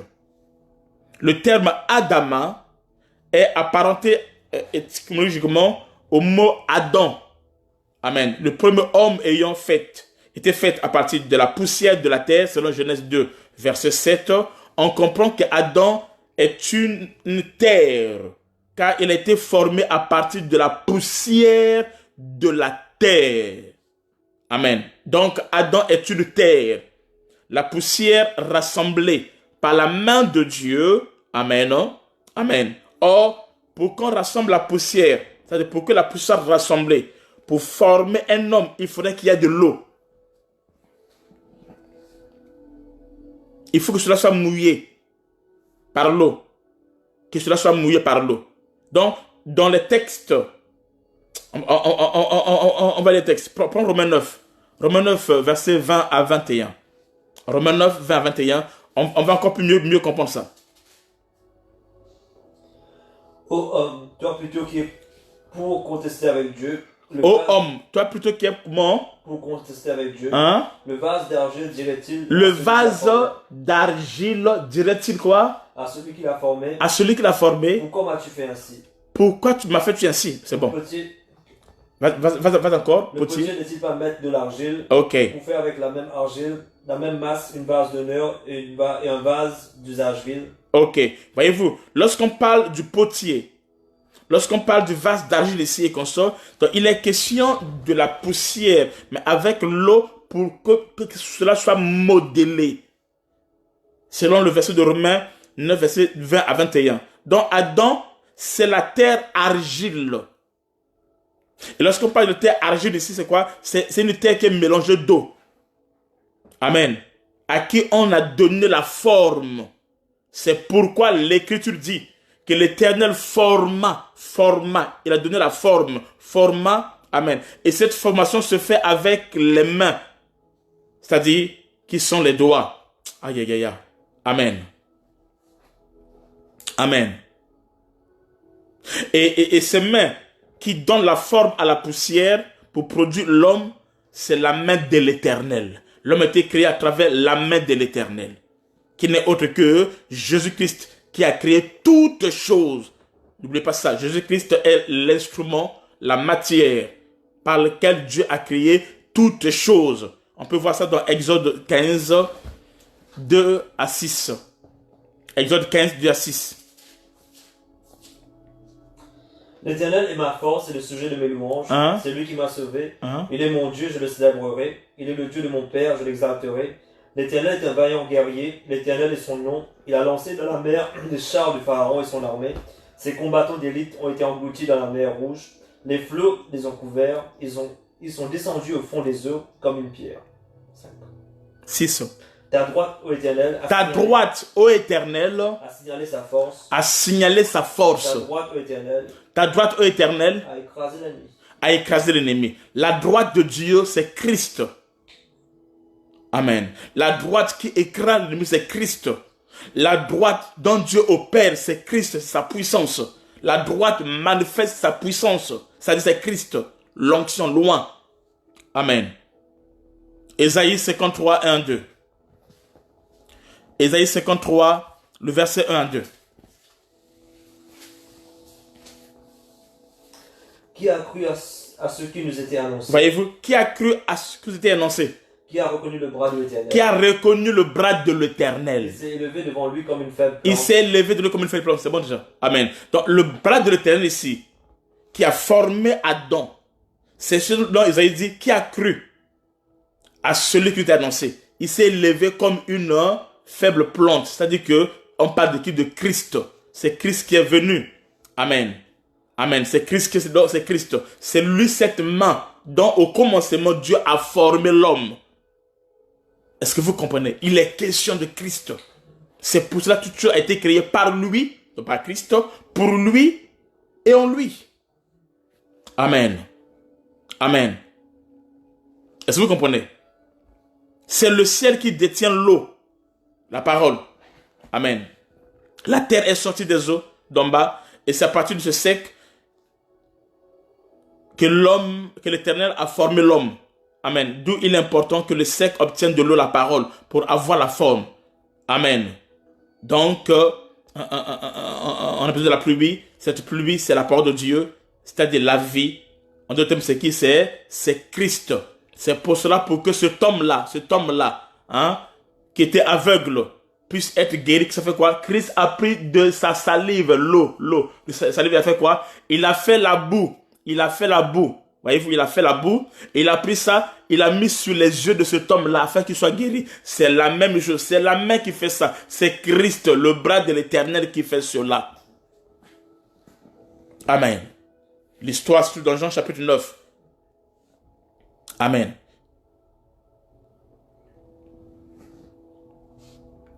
Est-ce qu'on a compris? La terre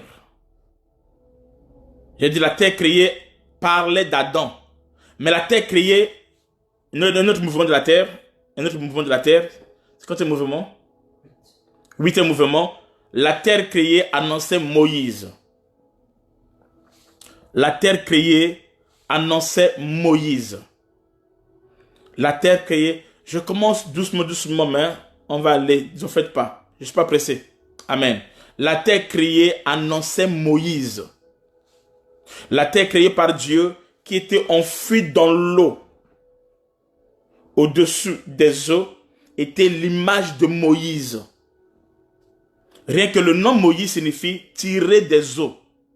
Exode 2, verset 10. Le nom Moïse veut dire quoi? Tirer des eaux. C'est Moïse qui est l'image de la terre tirée des eaux. Dans les Écritures, il n'y a que deux grands prophètes. Il y a Moïse et Christ. Moïse et Christ. Moïse de l'Ancienne Alliance et Christ dans la Nouvelle Alliance. Amen. Amen. Et lorsque l'Écriture dit que Dieu a créé les cieux et la terre, cette terre qui était sortie de l'eau, donc des abîmes, là où elle était enfouie, annonçait la venue de deux prophètes majeurs. Amen. Cette terre qui sort des eaux, là où elle est enfouie, annonçait la venue des deux prophètes majeurs. Un dans l'Ancienne Alliance, appelé Moïse, et l'autre dans la Nouvelle Alliance, appelé Christ. Amen. C'est-à-dire que Moïse et Christ, ils viendront dans le monde. Le monde, c'est quoi? Ce sont les eaux. Lorsqu'on parle du monde, on parle des eaux. Lorsqu'on parle des eaux, on parle du monde. Vous pouvez lire ça dans Apocalypse, on parle de ça, on dit les eaux que tu as vues, ce sont les peuples, les foules, les langues, tout ça. Donc c'est ça le monde. Alléluia. Amen. Moïse a travaillé avant et il a délivré Israël de l'esclavage de l'Égypte. Puis Christ est venu travailler après et il a sauvé l'humanité et porté les épines, la malédiction. J'ai dit ça hier. Christ c'est quoi? Christ c'est cette terre-là. Christ c'est la terre qui sort des eaux dans la parole faite chair. Les eaux c'est la parole et la terre c'est la chair. Donc Christ c'est quoi? Christ est la parole faite chair. C'est ça la terre qui sort des eaux. Amen. Et cette terre qui sort des eaux doit venir porter les épines. Ça porte les épines. Amen. C'est-à-dire que Christ qui vient faire quoi? Christ qui vient mourir pour l'humanité. Amen. Amen.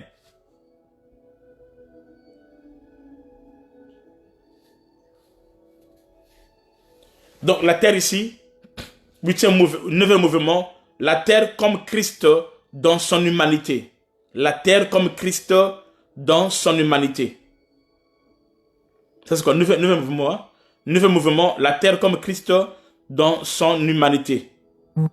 Amen. C'est ça Christ qui est la terre, qui vient porter la couronne d'épines, qui vient porter la malédiction. C'est ça Christ qui est la terre, qui vient porter la couronne d'épines, qui vient porter la malédiction pour sauver Adam qui avait chuté, qui avait péché. Cette terre a été maudite à cause d'Adam. Amen. Cela part de Christ dans son humanité qui a porté notre malédiction, dans les épines. Jésus a porté la couronne des épines sur la tête. En faisant cela, il a pris notre malédiction sur lui. Amen. Amen. Nous allons voir ça encore. La terre comme la parole, virgule, comme témoin, comme juge. La terre, deuxième mouvement. La terre comme la parole, comme témoin, comme juge. Dixième mouvement. La terre comme la parole, comme témoin, comme juge. Amen. Vous allez voir que dans l'Écriture, très souvent, Dieu prend la terre comme témoin. Il dit, cieux, écoutez, terre, prêtez l'oreille. Amen. Il prend la terre comme témoin dans les Écritures. Amen. Alors, il y a un verset de Job, mais que je n'ai pas trouvé, mais je vais chercher ça un autre jour.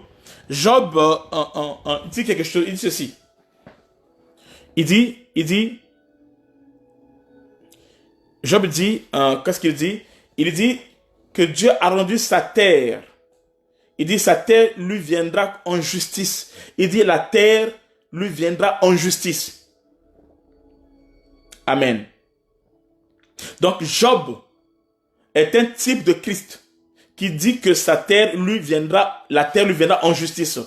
La terre, c'est l'image de la parole de Dieu qui rend justice à Jésus qui était innocent. C'est-à-dire quoi? Lorsque les hommes ont condamné, pour les hommes, Jésus méritait le péché. Ils ont demandé aux hommes, entre Christ, appelé Jésus, et Barabbas plutôt. Amen, non? Qui vous voulez qu'on condamne qui? Les hommes ont condamné Christ. Ils ont libéré Barabbas. Amen. Pilate, Hérode, tout ce monde-là, ils ont condamné Christ. À la croix aussi, Christ a été condamné. Mais il restait un dernier juge. Un dernier juge. C'était la terre. Parce que la terre aussi, c'est un juge. Amen. Et c'est la terre qui a jugé que Christ était innocent. C'est pour cela Job dira, Amen, non? Amen, que la terre lui viendra en justice. Amen. Il dit, la terre, c'est-à-dire que c'était le dernier juge. Après que les humains ont condamné, les politiciens ont condamné, les religieux ont condamné, tout le monde ont condamné, et la croix a condamné, tout ça là, il restait qu'un dernier témoin. Lorsqu'on lui a pris, Amen, on lui a mis sur la terre, alors la terre a jugé. Amen, que non, lui est innocent. Et la terre lui a libéré. La terre ne l'a pas emprisonné. Je dis à quelqu'un, Amen, Amen. Si les gens qui te combattent, ils marchent sur cette même terre va te justifier. Amen. Va agir en ta faveur. Au nom de Jésus-Christ de Nazareth. Amen. Donc le juste c'est la terre. La parole de Dieu va nous rendre justice le jour de la fin. Amen. C'est pour ça que la Bible prend la terre comme témoin. Amen. Le dernier juge de la terre. Amen. C'est qui? C'est Jésus. C'est qui? C'est la terre. Et la terre l'a vomi. Et la terre l'a justifié. Vous pouvez lire ça dans Matthieu 12. Pourquoi Matthieu 12, 40? Matthieu 12, 40.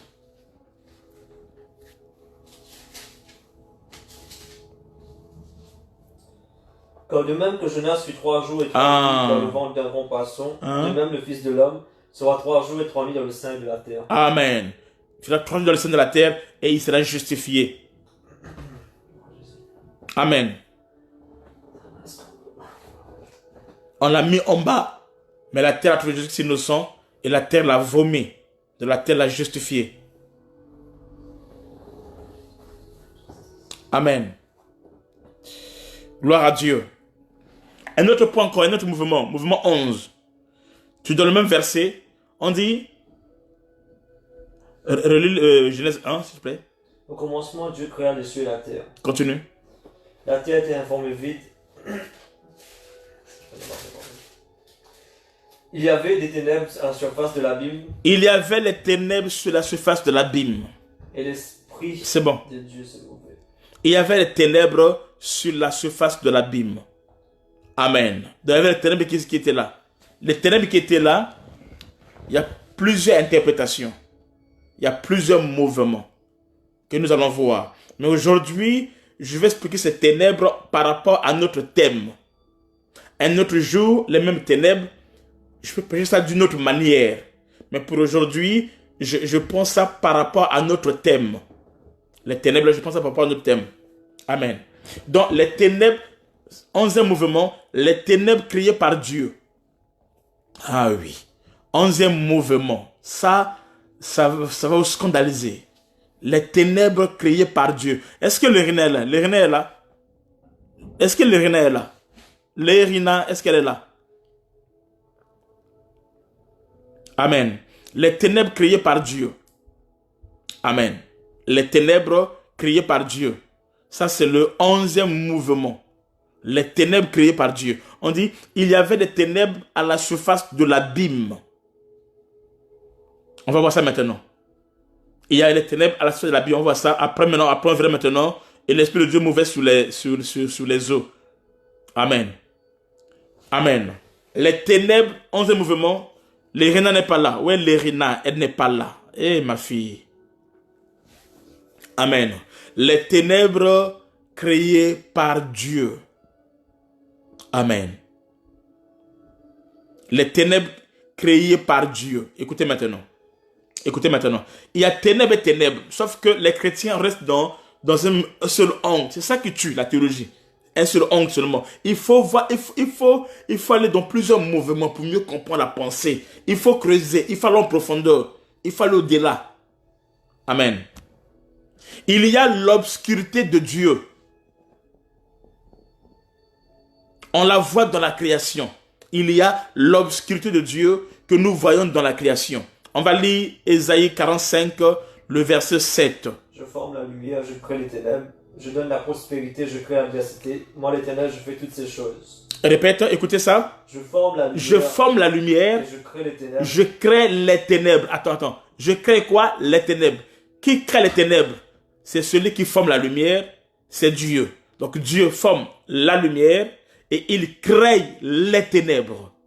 Dieu de la Bible, oui, il crée les ténèbres. Les ténèbres ne sont pas toujours dans un mauvais côté. Il faut naviguer dans les mouvements. Hein? Et la révélation, aller loin. Amen. Il dit, je fais quoi? Je forme la lumière et je crée les ténèbres. Ok? Vous avez vu ça? Donc c'est Dieu qui crée les ténèbres et la diversité. Amen. On lit encore Psaume 104, verset 20. Psaume 104, verset 20.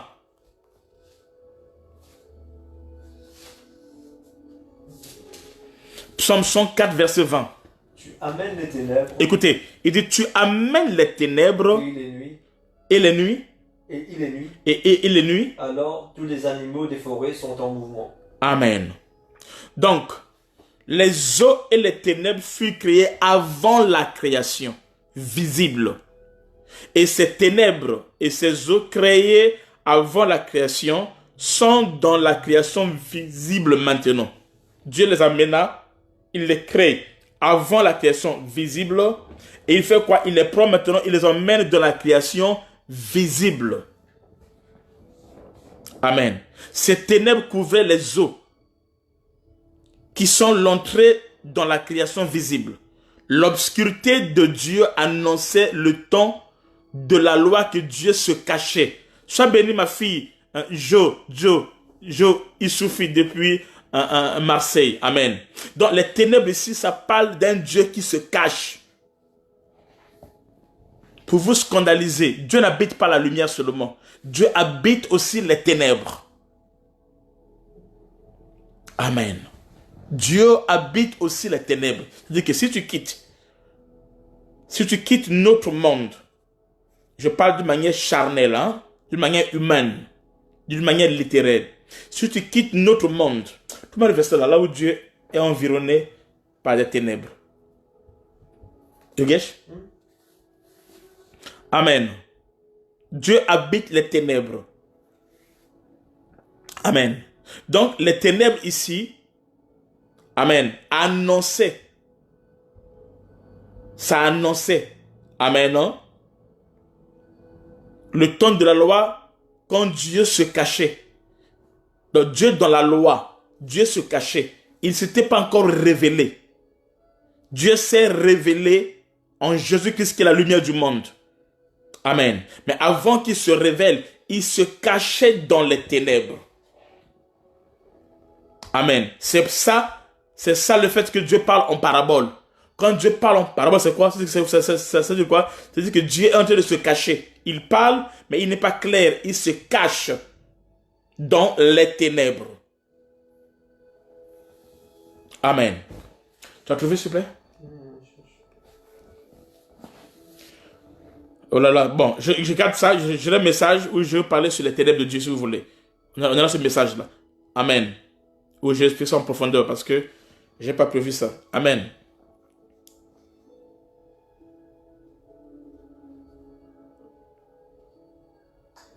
Psaume 18, verset 12.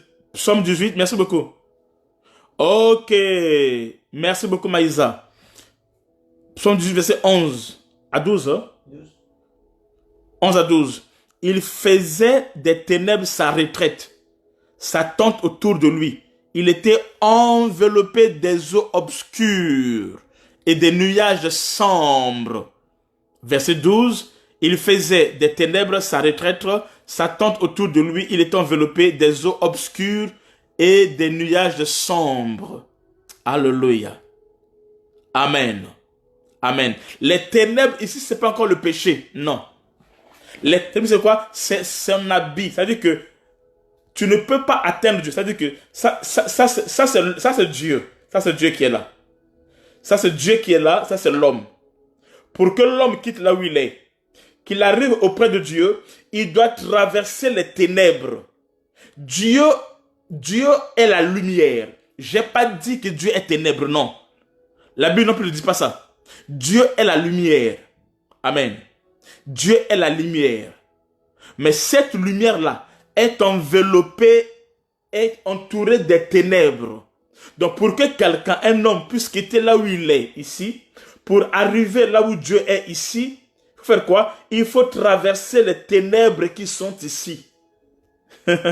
Avant d'atteindre la lumière, il faut d'abord passer par les ténèbres qui sont ici. L'homme est là. Dieu est ici. Mais pour que l'homme qui est ici arrive ici, tu dois d'abord affronter les ténèbres qui est ici. Et Dieu qui est lumière est caché là-bas, à l'intérieur. Il est lumière, il est caché à l'intérieur. C'est pour cela, quand Dieu a créé, la Bible déclare, il commença par le soir et le matin. Donc, tu ne peux pas arriver au matin où il y a le soleil, où il y a Dieu, si d'abord tu commences pas par le soir. Amen. Dans ta vie, que tu le veuilles ou pas, pour que tu puisses palper la gloire de Dieu, tu dois traverser d'abord par l'ombre de la mort. Sois béni ma fille Dieu. Amen. Et Joséphine, sois béni. Amen. Tu ne peux pas. Donc, avant que tu expérimentes la gloire de Dieu, tu dois passer par des épreuves. Tu dois passer par les combats. Chaque homme dans sa vie, amen, doit affronter ces ténèbres. Il y a un temps, amen, ou le temps de soir, tu dois connaître ce temps-là avant d'affronter, avant de passer, avant d'atteindre la dimension de la gloire, de la divinité. Tu passeras par un temps sombre. Abraham a eu son soir. Amen. Dieu commence toujours par le soir pour finir au matin à la lumière. Pour que tu accèdes à la lumière qui est la divinité, qui est Dieu, tu dois d'abord affronter les ténèbres. Amen. Amen. Joseph a eu ce temps-là où il ne savait pas qu'est-ce qu'étaient devenues les prophéties. La vision qu'il avait reçue, c'était des ténèbres qu'il traversait et qui lui a conduit à la lumière qui est la gloire de Dieu. Même Jésus-Christ lui-même aussi, pendant son ministère, il a dû affronter les ténèbres. La Bible déclare à la croix, avant que Jésus puisse crier tout est accompli, la Bible dit il y eut 1 heure, 3 heures. Il y a eu 3 heures où il y avait que les ténèbres. Amen. En plein jour, il a affronté ces ténèbres pendant 3 heures. Et après les 3 heures, la lumière était là. Il a dit tout est accompli. Et ce fut l'accomplissement. Amen. Amen. Amen. Les ténèbres, c'est pas seulement le diable, non. Amen. Les ténèbres, il y a beaucoup de choses. Amen. C'est quoi les ténèbres? Les ténèbres, amen, ils ont été créés par Dieu. Les ténèbres recouvraient les eaux au commencement.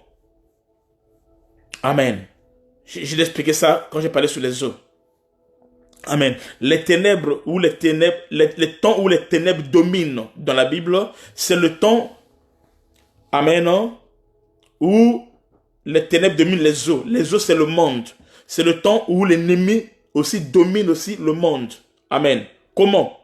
Parce que en ce temps-là, amen, le temps où la loi, qui était le temps de la loi où Dieu se cachait encore, amen, c'est aussi le temps de l'ignorance.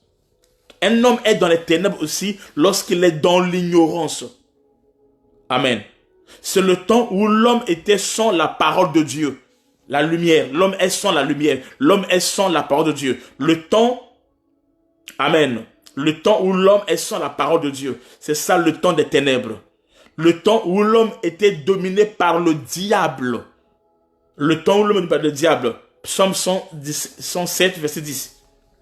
Psaume 107, verset 10. C'est le temps où l'homme aussi est dominé par le diable. Psaume 107, verset 10. Ceux qui avaient pour demeure les ténèbres et l'ombre de la mort vivaient captifs dans la misère et dans les chaînes. Voyez-vous, ceux qui avaient pour demeure les ténèbres ceux qui avaient pour demeure les ténèbres et l'ombre de la mort vivaient captifs dans la misère et dans les chaînes. et dans les chaînes. Dans les ténèbres, c'est le temps où l'ennemi domine l'homme. Quand l'ennemi domine l'homme, alors l'homme est dans la misère, il est dans les chaînes. Amen. Prends encore Job 10. Job 10, 21 à 22. Yes. Job, les ténèbres sont les écailles des yeux. Yes. Parce que les yeux, c'est la lumière. Mais quand la lumière est éteinte, ce sont les ténèbres. Dieu te bénisse. Avant que je m'en aille, pour ne plus revenir dans le pays des ténèbres et de l'ombre de la mort, pays d'une obscurité profonde, où règne l'ombre de la mort et la confusion, et où la lumière est semblable aux ténèbres. Amen. Amen. Dans le temps des ténèbres, où les ténèbres règnent, dominées sur les eaux, ici, annonçait le temps de la loi, le temps où le péché régnait sur la terre. Amen. Ça parle du temps de l'ignorance. Il y avait les ténèbres à la surface de l'abîme, dans l'aspect des eaux. Amen. Ça parle d'un temps où le péché régnait sur la terre. Ça parle du temps de l'ignorance. Ça parle du temps où l'homme ne connaissait pas Dieu. Ça parle du temps où l'homme est esclave du péché. Ça parle du temps où l'homme n'a pas la connaissance de Dieu. Amen. C'est ça les ténèbres qui règnent, qui dominent. Amen. Amen. Donc il y a les ténèbres. Amen. Dans les ténèbres, il y a plusieurs significations. Amen. Les ténèbres, tous les ténèbres ne signifient pas péché, non. Amen. Le mot ténèbres a plusieurs significations. Amen. Il y a les ténèbres comme la loi, donc l'obscurité de Dieu, passée dans sa création. Dans Genèse chapitre 1, 2, on dit la terre était informe et vide. Il y avait les ténèbres sur l'abîme, c'est-à-dire sur les eaux. Amen. Amen. Et l'Esprit de Dieu se mouvait au-dessus des eaux. Donc, vous dire cette ténèbres-là étaient les péchés. Non, loin de là. Amen. Ces ténèbres-là, dont les Écritures parlent ici, ça parle de l'ignorance aussi. Ça parle aussi de la mort spirituelle, oui. C'est juste, tout ça, c'est juste. Mais il n'y a pas que ça. Amen. Le temps de ténèbres, c'est le temps qui sont les temps de la retraite de Dieu. Aujourd'hui, c'est l'écriture, c'est ça la loi de Moïse.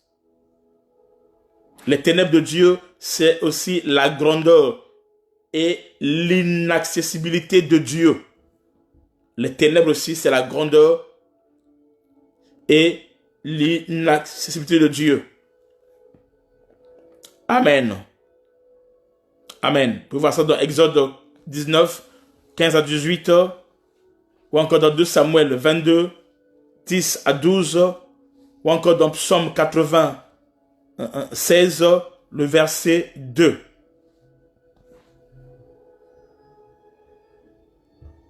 Amen. Les ténèbres ici, je répète, c'est aussi Dieu quand il était dans la loi. Non, laissez, c'est pas grave, laissez, c'est pas un problème. Amen. Dieu étant dans la loi, amen, on ne peut pas bien le comprendre. C'est pourquoi il a fallu que Dieu puisse faire sortir la lumière des ténèbres afin qu'on puisse comprendre. Écoutez maintenant, Dieu est dans la loi, c'est ça les ténèbres. Qu'on ne peut pas bien comprendre Dieu, c'est ça le bégayement. C'est Dieu qui se cache de la loi. Amen. Dieu est là, mais on ne peut pas le comprendre. Alors pour le comprendre, il fallait faire quoi? Il fallait maintenant qu'il fasse sortir la lumière. Et quand la lumière vient maintenant, ce qu'on ne comprenait pas sous les ténèbres est maintenant mis à nu lors de la lumière. C'est-à-dire que ça nous donne la révélation, la compréhension des choses de Dieu. La loi était des ténèbres qui nous empêchaient de ne pas comprendre Dieu. Amen. La loi était des ténèbres qui nous empêchaient de ne pas comprendre Dieu. Mais la lumière vient pour amener la révélation afin de comprendre les choses de Dieu, de comprendre le langage de Dieu. Amen. Dieu se cachait dans les ténèbres. Alléluia. Donc, si les ténèbres ici représentent comme l'inaccessibilité de Dieu qui ne s'était pas encore révélé au monde. Amen. Amen. Donc ici nous prenons les ténèbres comme la loi qui cachait la volonté de Dieu, qui cachait l'explication des Écritures à Israël. Israël lisait, mais il ne voyait rien parce que Dieu cachait. Dieu cachait. Ils étaient voilés. Ils étaient voilés et ils lisaient sans comprendre. Il y avait les ténèbres sur leurs yeux. Amen. Amen. C'est-à-dire qu'ils cachaient la volonté de Dieu. Amen. Et ils cachaient la lumière à Israël. Amen. Les ténèbres lors de la création annoncent aussi les ténèbres dans le mont Sinaï. C'est ce que je vais expliquer ça ici là. Je l'ai dit commandement, ils ont ça, mais ça cache quelque chose.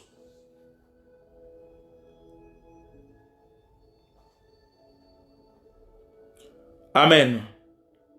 Dieu se cachait dans les ténèbres qu'Israël ne comprenait pas, de peur s'ils comprennent qu'ils soient sauvés.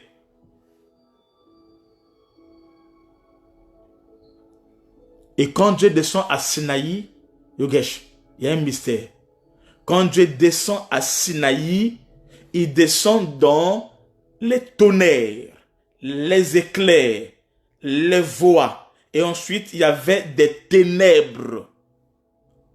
Quand Dieu descend à Sinaï, la Bible déclare, il y avait les tonnerres, les éclairs et les voix. Et ensuite, il y avait des ténèbres. Il y avait un tremblement, il y avait des ténèbres sur la montagne de Sinaï. Mais toutes ces ténèbres-là, ces choses-là cachaient quoi? Ça cachait quelqu'un. Ça cachait un fils qui était à l'intérieur. Donc le Dieu qui descendait sur la montagne de Sinaï cachait un fils qui était à l'intérieur. À la montagne de Sinaï, ce Dieu, ces choses, ces ténèbres-là, cachaient un fils qui était à l'intérieur. Amen. Ça cachait un fils qui était à l'intérieur. Donc le mont Sinaï cachait un fils appelé Boanerges. C'est-à-dire fils de tonnerre. Dans les tonnerres qui étaient là, ça cachait un fils à l'intérieur. On peut lire ça. Luc 9, 54 à 55. Le fils de tonnerre. Amen. Les tonnerres qui étaient là, ça cachait un fils qui était à l'intérieur, c'était le fils. Donc le Dieu qui descendait là, à l'intérieur, c'était un fils. Vas-y. Luc 9, 54 à 55, c'est ça? Ouais. Luc 9, prends Luc 9. 54. Les disciples Jacques et Jean, voyant cela, dirent, Seigneur, veux-tu que nous te commandions que le feu descende du ciel et les consume? Jésus se tourna vers eux et les réprimanda, disant, vous ne savez de quel esprit vous êtes animés, quand le Fils de l'homme est venu non pour perdre les âmes des hommes, mais pour les sauver. Ils allèrent dans un autre bourg. Prends Marc 3, 17.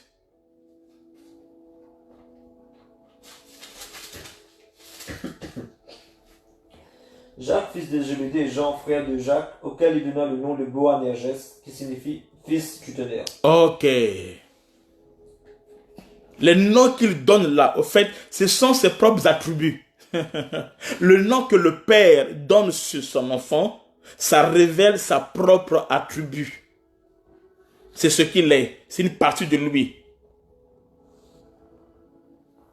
Amen. Amen.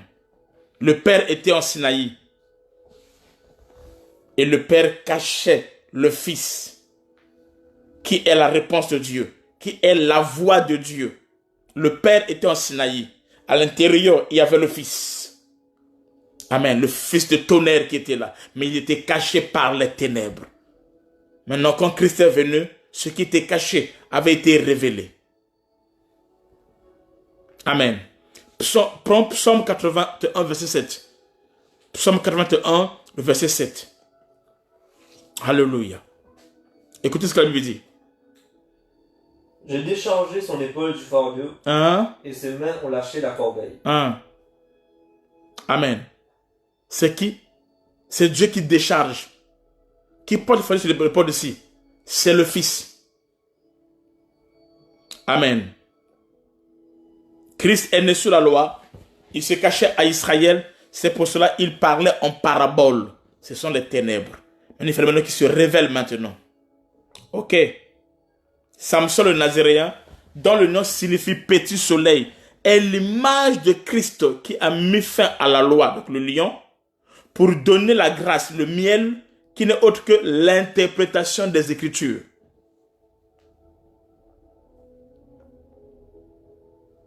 Amen.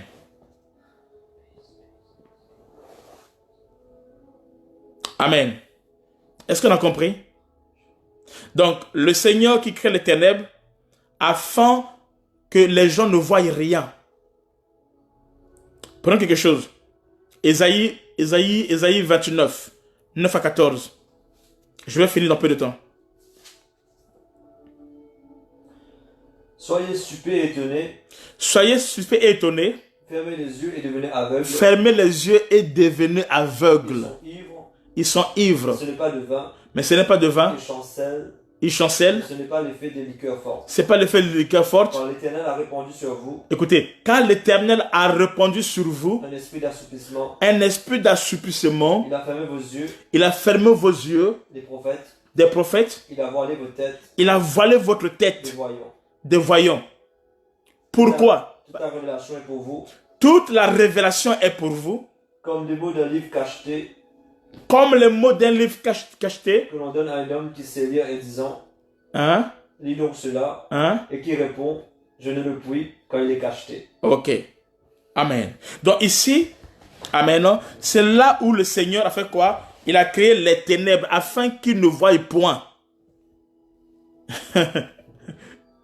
Qu'ils ne voient point. Il ne peut pas voir, c'est impossible. Amen.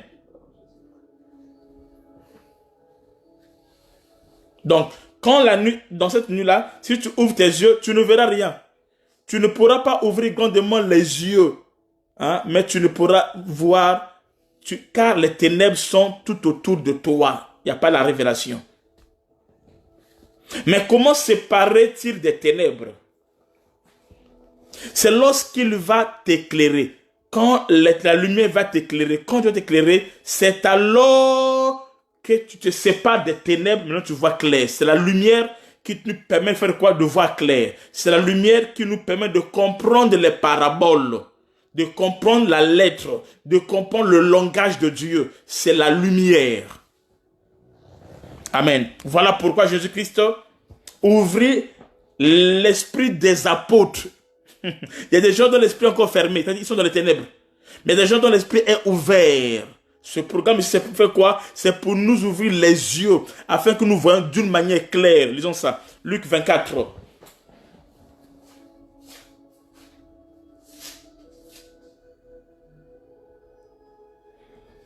Bon, je laisse ça. Alors il a ouvert l'esprit. Ok. Luc 24, quel verset? 45. Luc verset 45, vas-y, on dit quoi? Alors il leur ouvrit. Il leur ouvrit l'esprit. Afin qu'ils comprissent les Écritures. Afin qu'ils comprissent les Écritures. C'est-à-dire que si ton esprit est encore dans les ténèbres, il n'y a pas la lumière, tu peux lire, tu ne comprendras rien. Mais une fois que la lumière, que la révélation vient dans ta vie, amen, alors tu peux mieux comprendre les Écritures. Les Écritures, on ne les comprend pas en français, non. Les Écritures, on les comprend dans la révélation, à travers la lumière du chandelier, qui n'est autre que Christ lui-même. Amen. Amen. Donc le Saint-Esprit devait nous nourrir de l'Esprit, nous apporter les yeux spirituels, et nous expliquer, interpréter la loi, les psaumes, les prophètes. Amen. Qui tous parlent de qui? De Christ. Amen. Amen. Est-ce que nous comprenons?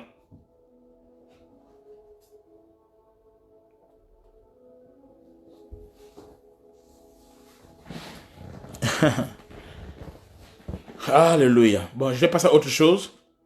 Il y a les ténèbres aussi comme ignorance. Les ténèbres comme ignorance. Il y a des gens qui sont encore c'est-à-dire qu'ils sont tellement ignorants.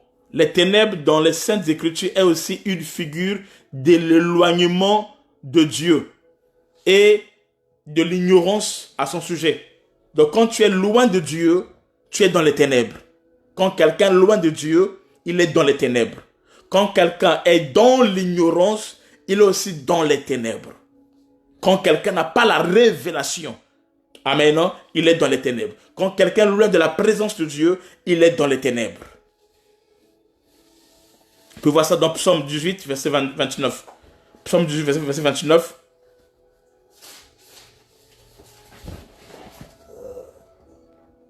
Oui, tu fais briller ma lumière. L'Éternel, mon Dieu, éclaire mes ténèbres. Ok. L'Éternel, mon Dieu, éclaire mes ténèbres. Il cherche la lumière. Amen. Est-ce que vous comprenez? Donc, mais Dieu nous a appelés des ténèbres à sa merveilleuse lumière. 1 Pierre 2, 9. Des ténèbres, nous allons à sa merveilleuse lumière. Amen. 1 Pierre 2, 9. Vas-y, rapidement. Vous, au contraire, vous êtes une race élue. Vous êtes une race élue. Un sacerdoce royal. Un sacerdoce royal. Une nation sainte. Une nation sainte. Un peuple acquis. Un peuple acquis. Afin que vous annonciez les vertus. Afin que vous annonciez les vertus. De celui qui vous a appelé. De celui qui vous a appelé. Des ténèbres. À son admirable lumière. À son admirable lumière. Amen. Ça, c'est Dieu qui fait ça. Pourquoi? Parce que nous devenons tous des fils de la lumière, c'est-à-dire les fils du jour. Amen. Et fils de la lumière, est fils du jour, celui qui a acquis la connaissance spirituelle, celui qui était affranchi par la vérité, celui qui a reçu la révélation. C'est celui qui devient le fils de la lumière. 1 Thessaloniciens. Amen. 5, vas-y.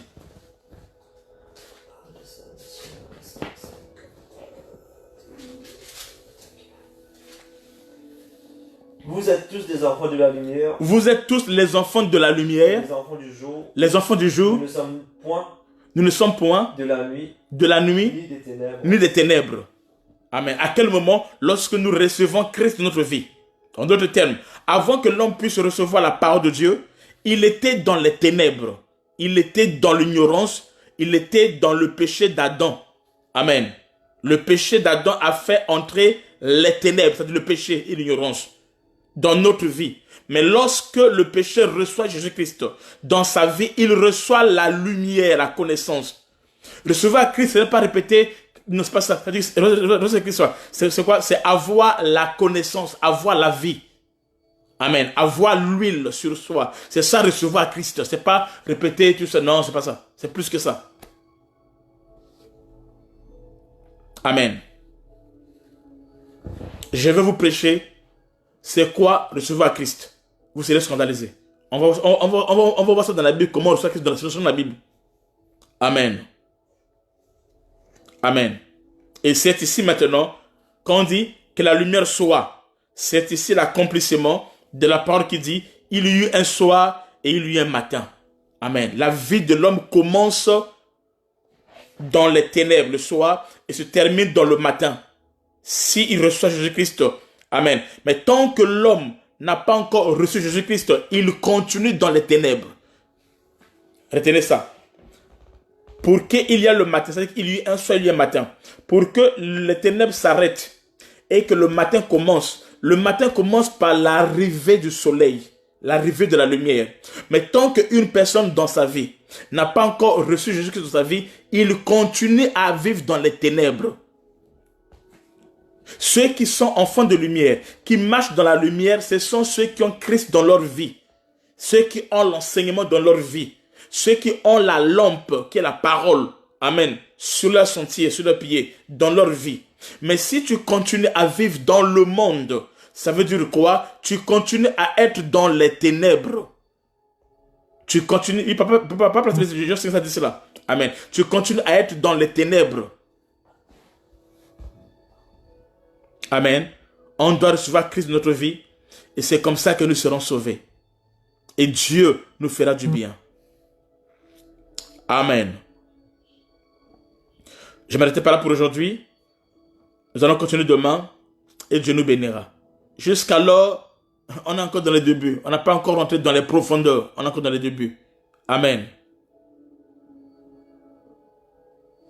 Quelqu'un dit, pourquoi on ne nous enseigne pas ça à l'église? Mais on enseigne maintenant quartier André. Amen. Alors demain, nous allons voir ce qui veut dire l'Esprit de Dieu se mouvait au-dessus des eaux. Amen. Et nous allons avancer petit à petit et Dieu nous fera grâce. Amen. Je vais prendre mon envol d'ici là. Pour moi, je mets d'abord des bases et après je vais prendre mon envol dans les profondeurs de la parole de Dieu. Que Dieu vous bénisse et que la grâce soit sur vous. Rendez-vous demain. Demain c'est quelle heure? Demain c'est samedi. Ah ok, demain c'est à 16h, s'il vous plaît. Demain c'est pas 18h. Demain c'est à 16h00. Demain notre culte est à 16h00. Amen. Et Dieu va nous bénir. Demain, le programme est à 16h00. Il y a une question ici. On peut être 20 ans dans l'église sans être enfant de lumière? Oui. Par manque de connaissance de la parole, oui. Quand il n'y a pas la lumière, c'est-à-dire il n'y a pas la révélation, on est dans les ténèbres. Même si on est dans l'église, on est dans les ténèbres. Amen. Ce qui fait que nous sommes église, c'est lorsque nous avons quoi? Nous avons la parole de Dieu. Quand nous avons la révélation de la parole de Dieu, c'est ça qui fait que nous sommes l'église. Mais tant que ce n'est pas cela, les ténèbres vont continuer. Ce qui fait arrêter les ténèbres, c'est la lumière, qui est la parole, qui est la révélation. Amen. Qui est la parole vivante. Ok. C'est-à-dire la parole pratique, mais révélée de Dieu. C'est ça qui arrête les ténèbres. Si ce n'est pas le cas, on est dans les ténèbres. Une autre question? Je vois qu'il n'y a pas d'autres questions. Ok, on va continuer demain. Que Dieu vous bénisse. Ah d'accord. Question 2 dit, s'il y a un seul Dieu, Jésus, alors pourquoi prier le Père ou Jésus? Garde ça. Déjà,